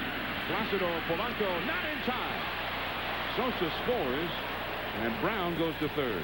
Not a good throw to second base by DeShields. If he would have thrown the ball closer to the bag, Polanco would have been able to turn that double play, but he has to reach out, throws his timing off, and that's the reason this double play is not completed. Watch the throw. It's to the right field side. See right there, he's got to compose himself. Now he has to throw back across, not in time. If that ball would have been closer to the bag, I think he could have made the double play. I'm not so sure that Polanco even touched second base, but the throw was wide of the bag. It's a one-run game again, 3-2. And Brown, the possible tying run now at third base. Gaetti wiped out on the force out. Morandini at first. He gets an RBI. Scott Service, ball one. Cardinals, the late innings this year have been a nightmare. They have lost more games that they led after 8 innings than any Cardinals team in the last 44 years. It's a ball. And it is 2-0. The pitcher spot due up next. And the pinch hitter has come out on deck. There he is, Manny Alexander, a right-handed batter. Cubs bullpen is quiet for the moment. That's a foul back and out of play. 2-1 to Service, who is 0 for 2 with a sacrifice bunt. Cardinal bullpen is a cauldron of activity, Joe. Here you see them out there. Frascatore, number 50, and Petkazik, Mark Petkazik in the foreground, number 46. Eversgerd is the last left-hander available to La Russa out of the bullpen.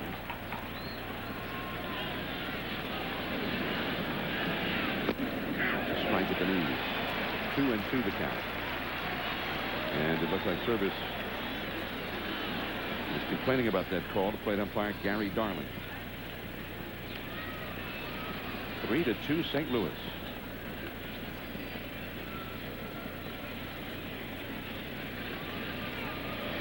Morandini, the runner at first, possible go-ahead run, also capable of stealing a base.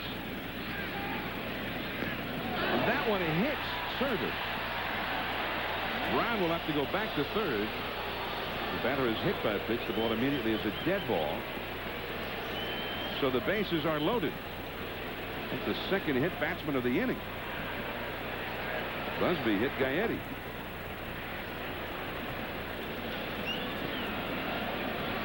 So now the bases are loaded. Here comes Dave Duncan again. Jim Riggleman out, talking to the plate umpire Darling.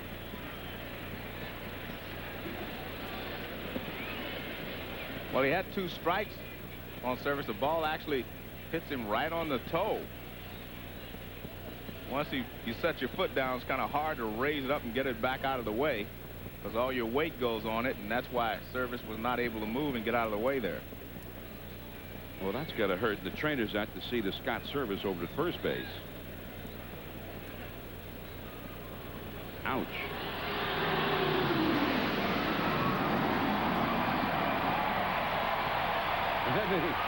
The Blue Angels just went by.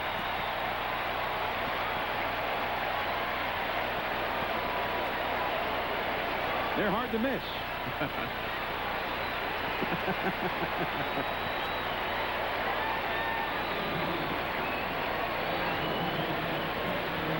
They were doing their impression of a McGwire home run.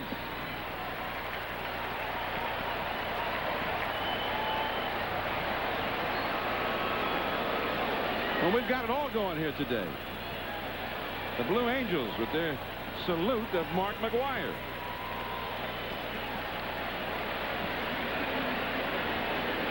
That's what they posted on the big message board out in left field as they made their flyby. Here is Manny Alexander. 3 men on, 2 men out.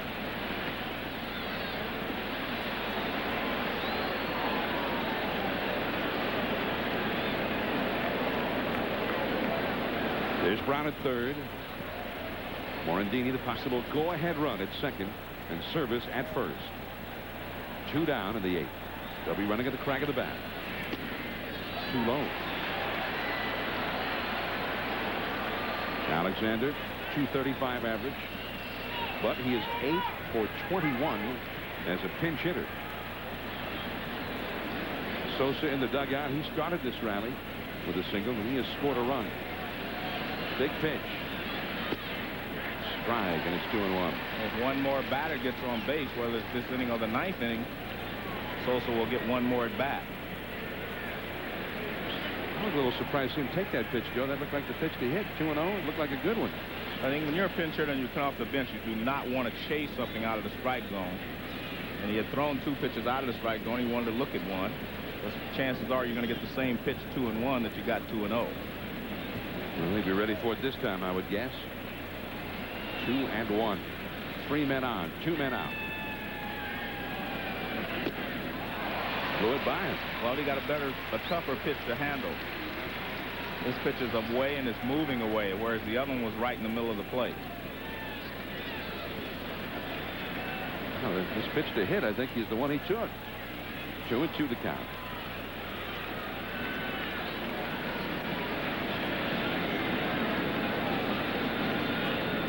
Cardinals lead by 1.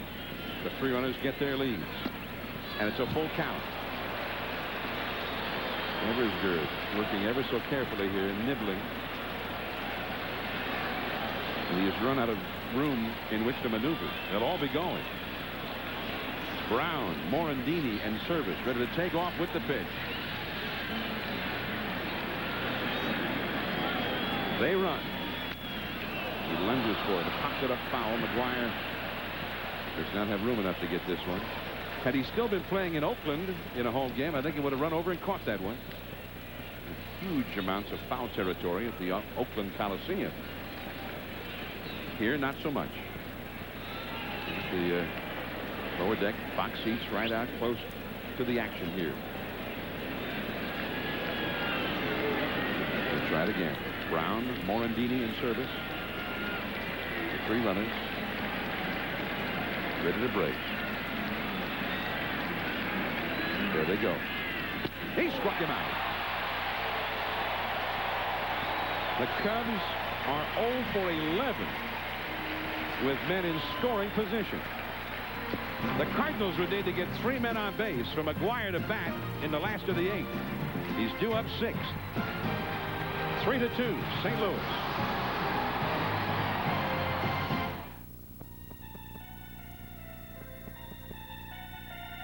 You never know when your number is going to be up.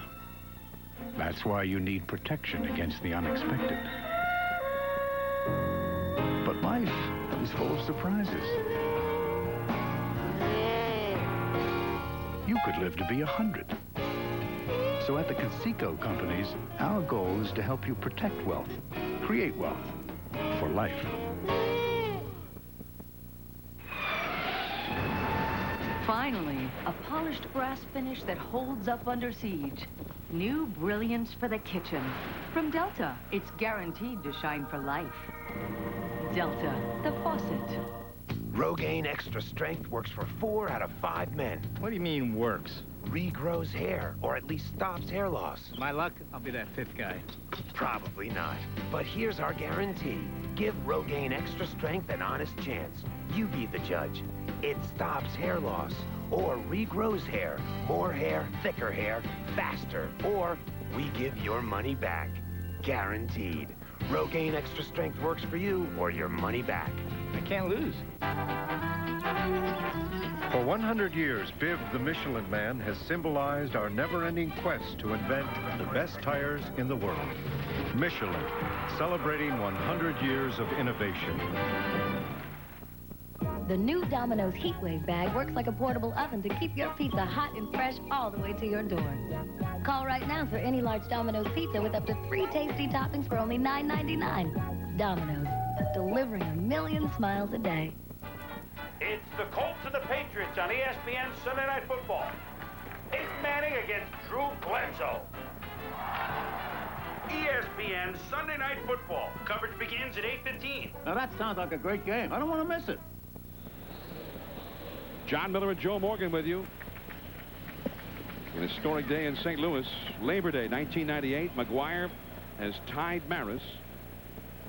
And whether or not he'll get another chance to try and establish his own record today, anyway, has yet to be seen. They would have to get 3 men on base in this inning, or the Cubs would have to come back and at least tie the game in the 9th inning for McGwire to bat again. Here is Placido Polanco against the new Cubs pitchers. Rod Myers, that one back to Myers, back to Grace for the putout. Nice 3-1-3 putout. Yeah, that happens a lot. Well, good hustle by Myers, doing what he was supposed to do, break for the bag at first. Well, this ball takes a bad hop right there. Bounces up on Grace. He wasn't quite in front of it, but nice job there by Myers and Grace. They work together. Retire Polanco. Now Louis Ordaz is going to pinch hit for the pitcher.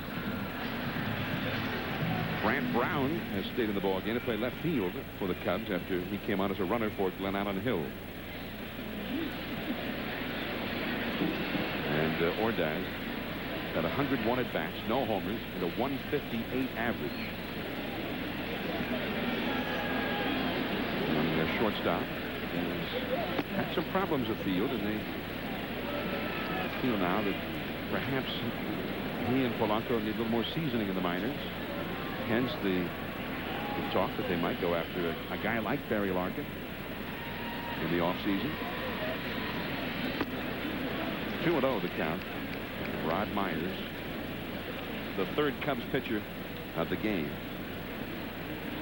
Mets are leading Atlanta, meanwhile, 4-2. That game is in the last of the 5th at Shea Stadium. The Mets are 1 game back of the Cubs in the National League wild card race. The American League wild card, Toronto defeated Cleveland today 15-1.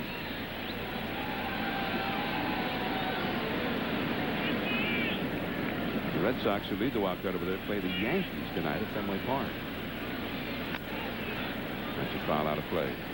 2 balls, 2 strikes to Ordaz. By the way, Sammy Sosa is due up 4th in the 9th inning for the Cubs, so would be due up 4th once they get somebody on base. And he may have to face, or it looks like he will have to face Juan Acevedo, who lately has become the Cardinals' closer. There's Acevedo heating up in the bullpen.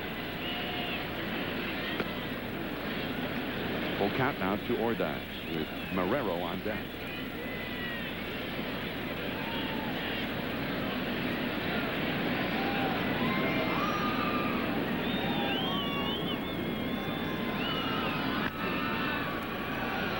Shallow left, Grant Brown.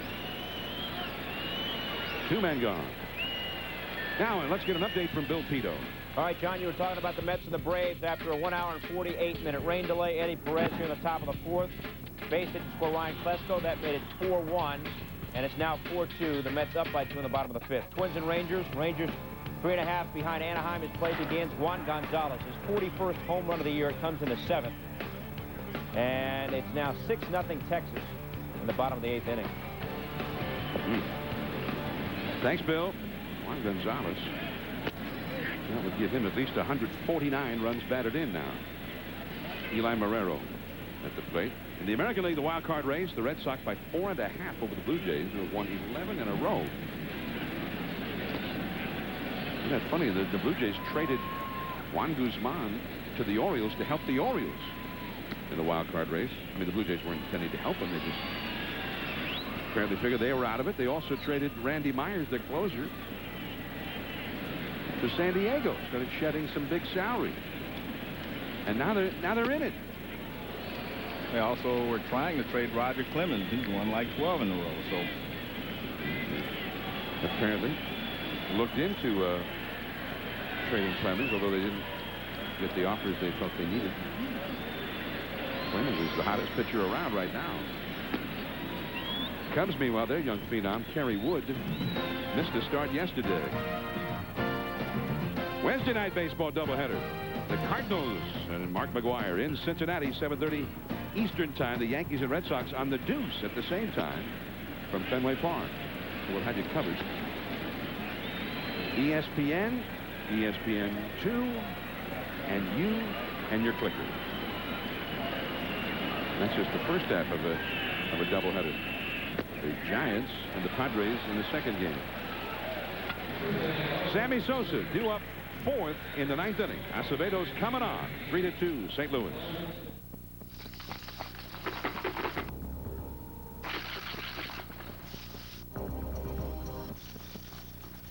Introducing the all-new 1999 Grand Am. Its solid form design provides a stronger body structure so you can play as hard as you like with hardly a rattle. Solid. Excitement, well built. The all-new Grand Am by Pontiac. Clean is my business. So when I'm on the road, Super 8's my motel. Clean carpets, clean seats, clean. Clean inside and out. Life's great at Super 8. When someone prepares a nice supper, you don't want the effort ruined by uneven legs on a chair or table. Use this coaster to shim these hallmarks of poor craftsmanship. After that, dig in to show your appreciation. That's living the high life.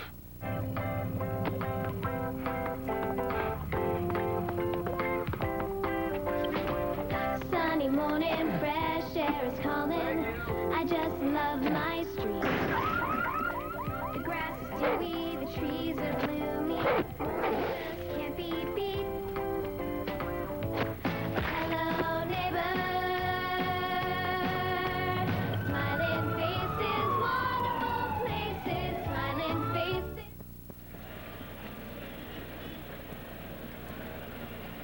ESPN's baseball special on Labor Day from St. Louis. The Cardinals, with McGwire hitting number 61, are ahead of the Cubs 3-2. Sammy Sosa 1 for 4, although his single in the 8th inning got them started to a rally that netted them only 1 run. They've not been able to get the big hit in the clutch today. 0 for 11 with runners in scoring position. And now Juan Acevedo comes on to try and close it out, but the Cubs will have the top of their batting order up here. And there are a few changes as well.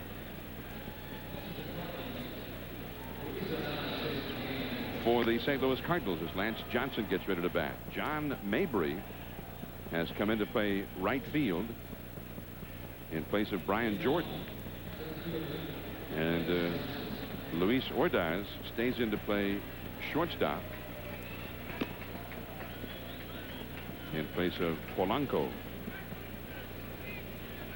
McGwire would be the 3rd man due up in the last of the 9th inning if the Cubs are able to keep this game going, which Acevedo will try and keep from happening. After the ball game, stay tuned to ESPN. We are going to hope to chat with Mark McGwire and his dad, Dr. John McGwire, who is celebrating his birthday today, which ironically, Joe, today he's celebrating birthday number 61. Yeah. That'll be great. 61 on his father's birthday. Now, does that guy love his dad or what? And Roger Maris had 61 in 61, so that's interesting. The day that Maris hit number 61 was October the 1st. October the 1st is also McGwire's birthday, although he was born 2 years after the home run. And when he hit number 60, Joe, equaling the Babe who wore number 3, retired long ago by the Yankees, and they pulled out those special balls that they keep in a special drawer that are numbered. The ball he hit for the 60th home run came out of drawer number 3. Well, Joe, there are so many little coincidences here as Lance Johnson takes ball 1. Johnson is 0 for 3. 1 ball, 1 strike to count to him now. Jose Hernandez, 21 homers, due up next. Then Mark Grace. And if somebody can get aboard, Sammy Sosa. And somebody is aboard. Lance Johnson. Picked up by Langford. He'll hold Johnson to a single. Now, these innings have been nightmarish for the Cardinals much of the year. They have lost 8 games in which they were leading going to the 9th inning. The last time they lost that many was 1954. Well, the Roosters said they got off to a slow start early in the year, being able to hold people in the ninth inning, and then it became, you know, a problem, a lot of pressure. Everyone kept saying, well, I don't want to go out there and make a mistake. So you pitch under pressure rather than being relaxed and knowing that you can make the pitch you have to make under certain circumstances. Well, less than 2 weeks ago, the Florida Marlins were here. The Cardinals took a 6-0 lead into the ninth inning and blew that lead. Showing bunt is Hernandez. He takes a strike. He is 1 for 4 in the game. He singled his first time up there. It's interesting here again, Joe. I mean, the old bromide in baseball was, on the road you play for the win. At home you play for the tie. And you have a guy there that has 21 home runs hitting for you. Well, I wonder if he's just saying, let's play to get Sammy up. Let's make sure we don't hit a double play. Hernandez hits a lot of them. And moves the runner over. Now they've got Grace and Sosa to try and get that tying run home. Now, before Grace bats, an update from Bill Pito. All right, John, Louis Lopez of the Mets had a 2-run home run in the second. After the long rain delay, they played the fourth, and now he steps up in the fifth, and he doubles the score, too. So Lopez, at this point, has driven in 4 runs, and the Mets now lead Atlanta by the score of 6-2, going to the top of the sixth. And that's the Mets attempting to take 3 out of 4 from Atlanta, which would make a serious statement for the Mets and their intentions in the wild card race. Well, here's Mark Grace. The Cubs have not had a hit with a man at second all day long, or third, or either one. 0 for 11 in these kinds of at-bats, a spot where a hit could well mean a run. They have not had a single hit in 11 previous chances. And Johnson, who runs real well, is the possible tying run. Mark Grace, 0 for 4. Curveball, dribbled foul. 1 ball, 1 strike. You know, in that game with Florida 12 days ago, the Marlins had 3 successive solo homers to get started in the ninth inning, down 6-0. And then later, Mark Kotsay hit a 3-run homer to tie it, and then they won it in the 10th inning.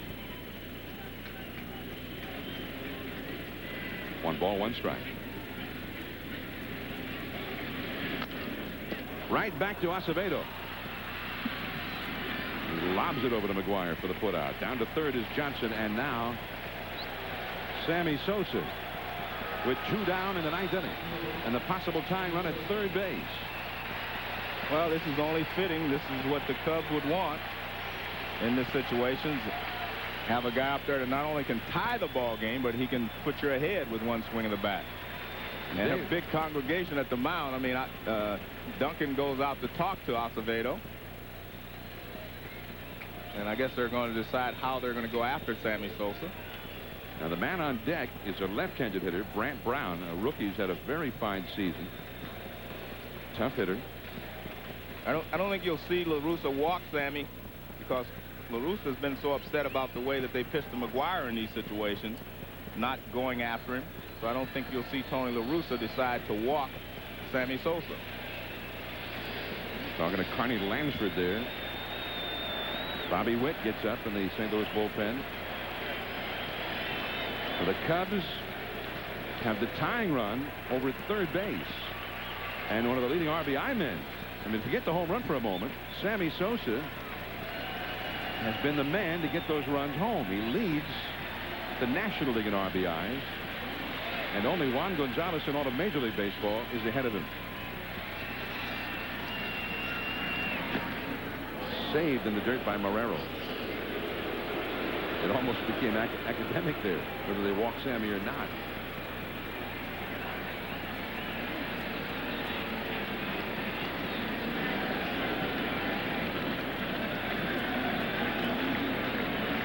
There is Sosa. It's ironic, if Sosa gets a hit here of any kind, he will ensure that McGwire gets another at bat today.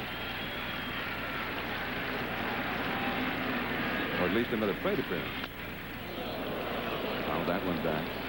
And there's that difference you pointed out, Joe. McGwire, who makes you throw one in the strike zone, and Sammy, who goes up there looking to hit the ball and make something happen for his club. Yeah, Sammy's a little more aggressive than McGwire. McGwire is aggressive, of course, in the strike zone and just out. Sammy is more of a free swinger. Sosa's walks way up this year over the past, but still he's only walked 61 times. Oh, man. And that's not where the target was.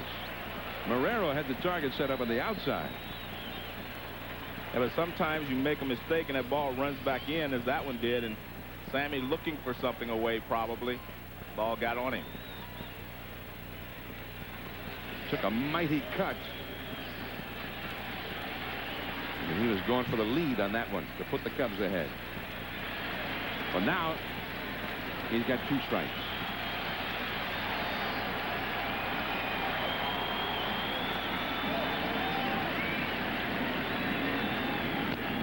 Fouled it back to the screen. He came right after him. Well, I don't think Acevedo wants to take a chance on trying to throw that splitter down in the dirt and have it possibly get away from Marrero. So he said, hey, I threw one fastball by him. He's got to be looking for something else. I'll try another one.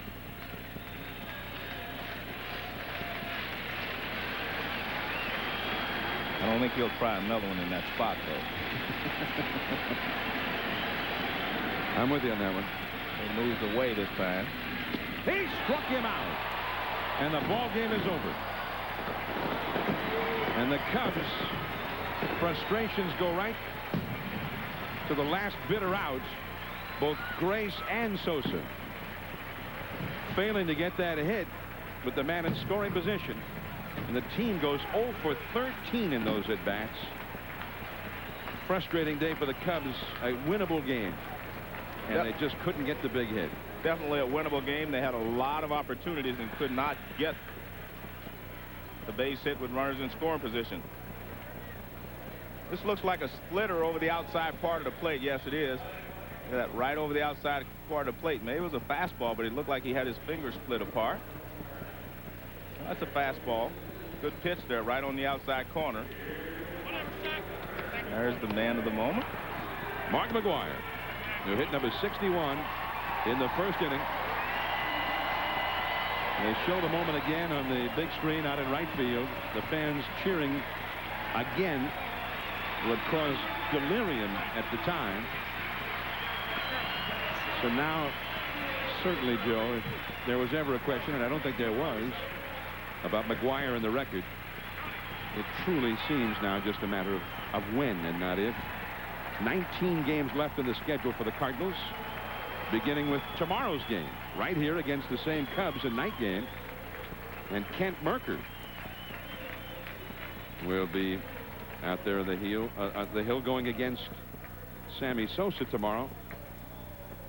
Sosa still with 58 home runs. Mark McGwire standing by with our Dave Campbell. Let's go to Dave. Mark, first of all, congratulations. Thank you. It's unbelievable. Huh? Speechless. Unbelievable. A little something we found out later today, your dad's 61st birthday. Yeah, and what a better way to say happy birthday. I saw you make a gesture. I mean, so many things after you hit the home run, but you looked right into the box at the Maris family. Well, I pointed to them. You know, the time I met him over in Atlanta, they couldn't be any nicer. And it's what a wonderful feeling. I pointed up to them saying that Roger's in my heart. Blew a kiss to him. And I just said thank you. And, you know, it's just, you know, I know he's with me. And that's really all I can say is thank you to all the Marises. I talked to Kathy. She said Matt got here just before the game, just in time for a hug. I was down there, I get my bat, and I said, how you doing? I gave him a kiss. I told him I loved him. Next thing you know, I hit a home run. 1 to go. Last game of a homestand tomorrow. Yeah. Always pressure. I don't know if I ever can run away from pressure, but I'll tell you what, I'm enjoying every minute, and what can I say? It's just it's the time of my life right now. Morgan came right after you all day long. So did Karchner. I thought the second at bat you had a pitch to hit as well. Yeah, it's just it was a slider, and I just hit down on it, and you know I got it by G, and I thanked him when I got to third base. I thought you know he's a Gold Glover over there, and I said thank you for pulling the Olay, and he asked me what happened. I said I think the ball just stayed down on him. So that's an old teammate of mine. Sammy Sosa and you had a great press conference before the game. You both appear to really be enjoying this. Well, we are. You know, it's this is stressful, but what can you say? I mean, we're enjoying it. We're two very talented players having just unbelievable years, and we're just riding the wave and along with America. Mark, congratulations. Thank you We're very looking much. forward to one more. Thank you. Mark McGwire, number 61, John. Great moment and a thrill to have been here to see it. McGwire homering in the first inning against Mike Morgan. And, Joe, I mean, it was out of here. If you blinked, you might have missed it. Well, John, I've been very fortunate. I've been involved in World Series games. I've seen Pete Rose chasing records. I've seen George Foster, Johnny Bench, some of the greatest players ever chasing records. But I'd have to say this ranks right up there with them to be here and watch Mark McGwire be a part of history. So McGwire hitting number 61, and now tomorrow night he'll go against Steve Traxel, the Cubs starter, and Sosa will be up against the left-hander Kent Merker, and we're planning to be in Cincinnati Wednesday night at 7:30 Eastern to see McGwire go against the Cincinnati Reds. Sports Center coming up next. Stay tuned for that. The Cardinals have beaten the Cubs 3-2. And for 2 generations, the number 61 has stood for all things grand and improbable because it topped the Babe himself. Despite incredible pressures, Roger Maris overtook Ruth. Even so, an asterisk was attached to his name because of a longer season. Today, he equaled it. That ball is gone if it's fair. It is a home run. Number 61. He has tied Maris. In this, the 144th game of the season, even Ruth has now been passed. The world tunes in as ballparks erupt. A hug with his son, a record-tying curtain call. 61. It remains a magical figure, but for the first time, 62 is imminent, forever linked to both Maris and Ruth. A new record is just a swing away. Mark McGwire is chasing history.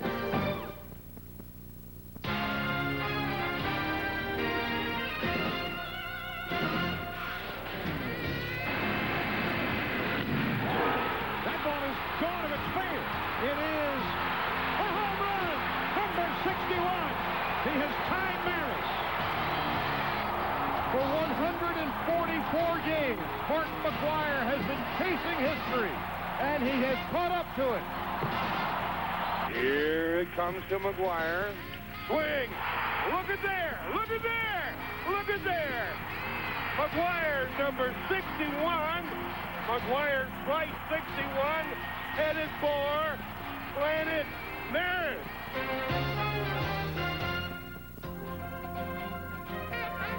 If you don't mind my saying, I could not have picked a better day to make my return to SportsCenter alongside Bob Lee.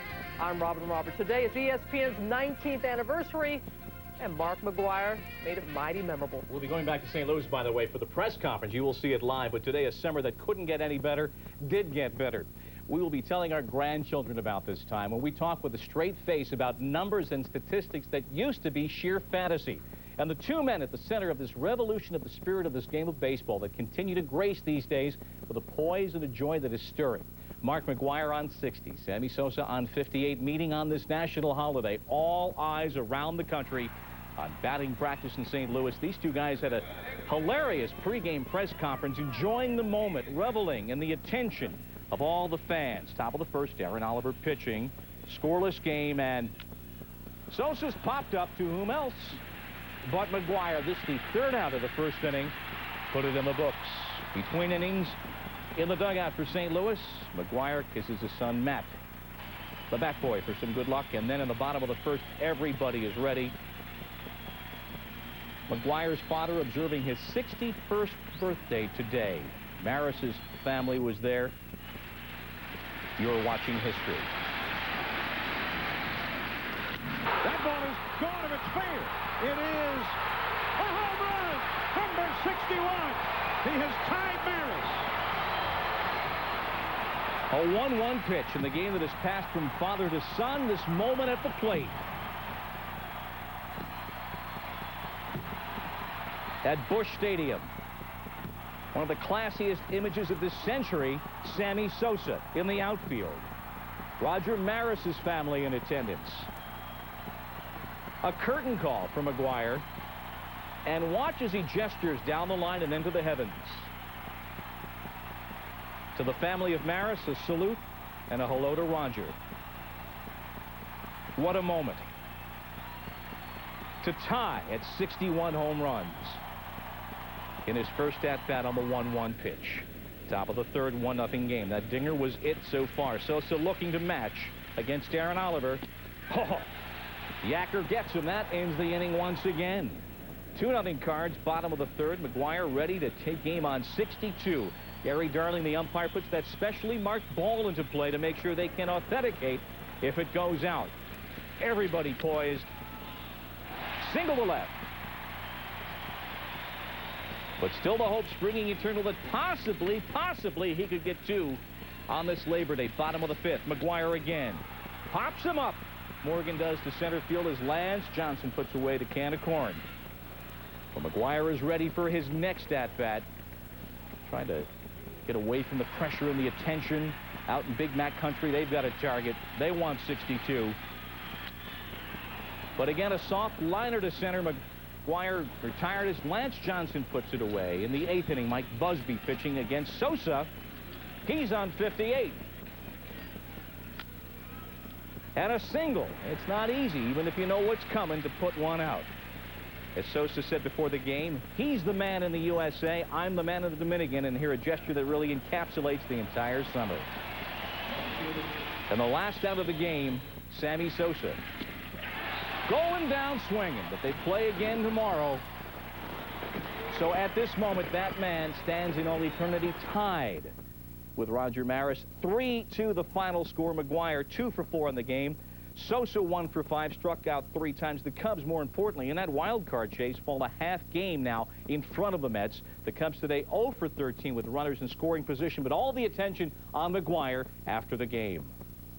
I pointed to him, you know, the time I met him over in Atlanta, they couldn't be any nicer. And it's what a wonderful feeling. I pointed up to them saying that Roger's in my heart.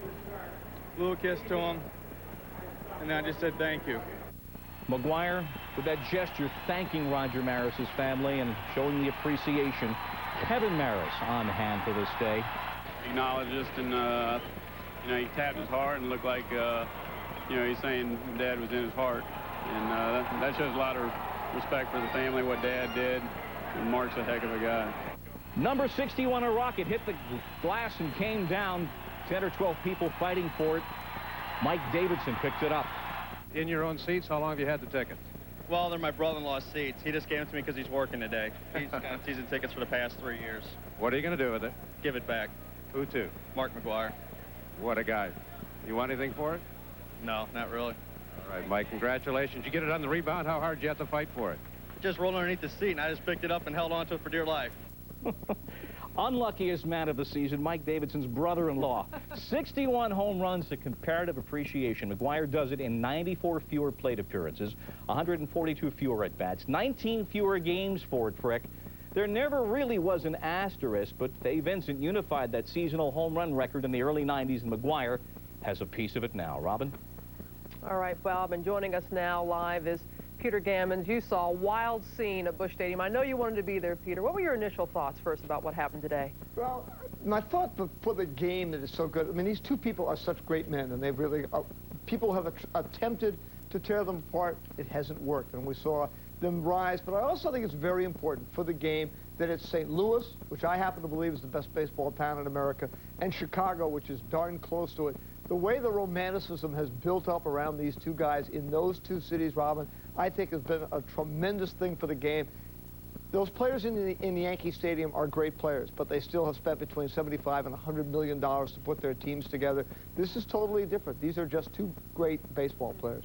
Peter, we saw Mark talk about it at the end of the game, the pressure. You saw how he was in the dugout after number 61. What has he shown you in the way he's handled all this? I don't think any of us can even imagine what kind of pressure. I'm not sure there's been anything quite like this in athletics in my lifetime, where the build-up to it from the beginning of spring training. I remember talking to him the second day he was in Florida and asking him if he was ready for this, and he said, well, you know, I'm not so sure. Then he homered in the first 4 games of the season, and it was on. And he's endured this. He's a man of tremendous concentration. He's a man of extraordinary character in terms of his ability to look to other people. And I think that's what people didn't understand a lot of this season, that all the attention on him, he felt took away from other people, particularly teammates. But I think it's going to be very difficult now. Once he gets to 62, my question is, after all this exhaustion of the summer, will he then take a deep breath and sort of collapse in exhaustion like someone who's just run a marathon?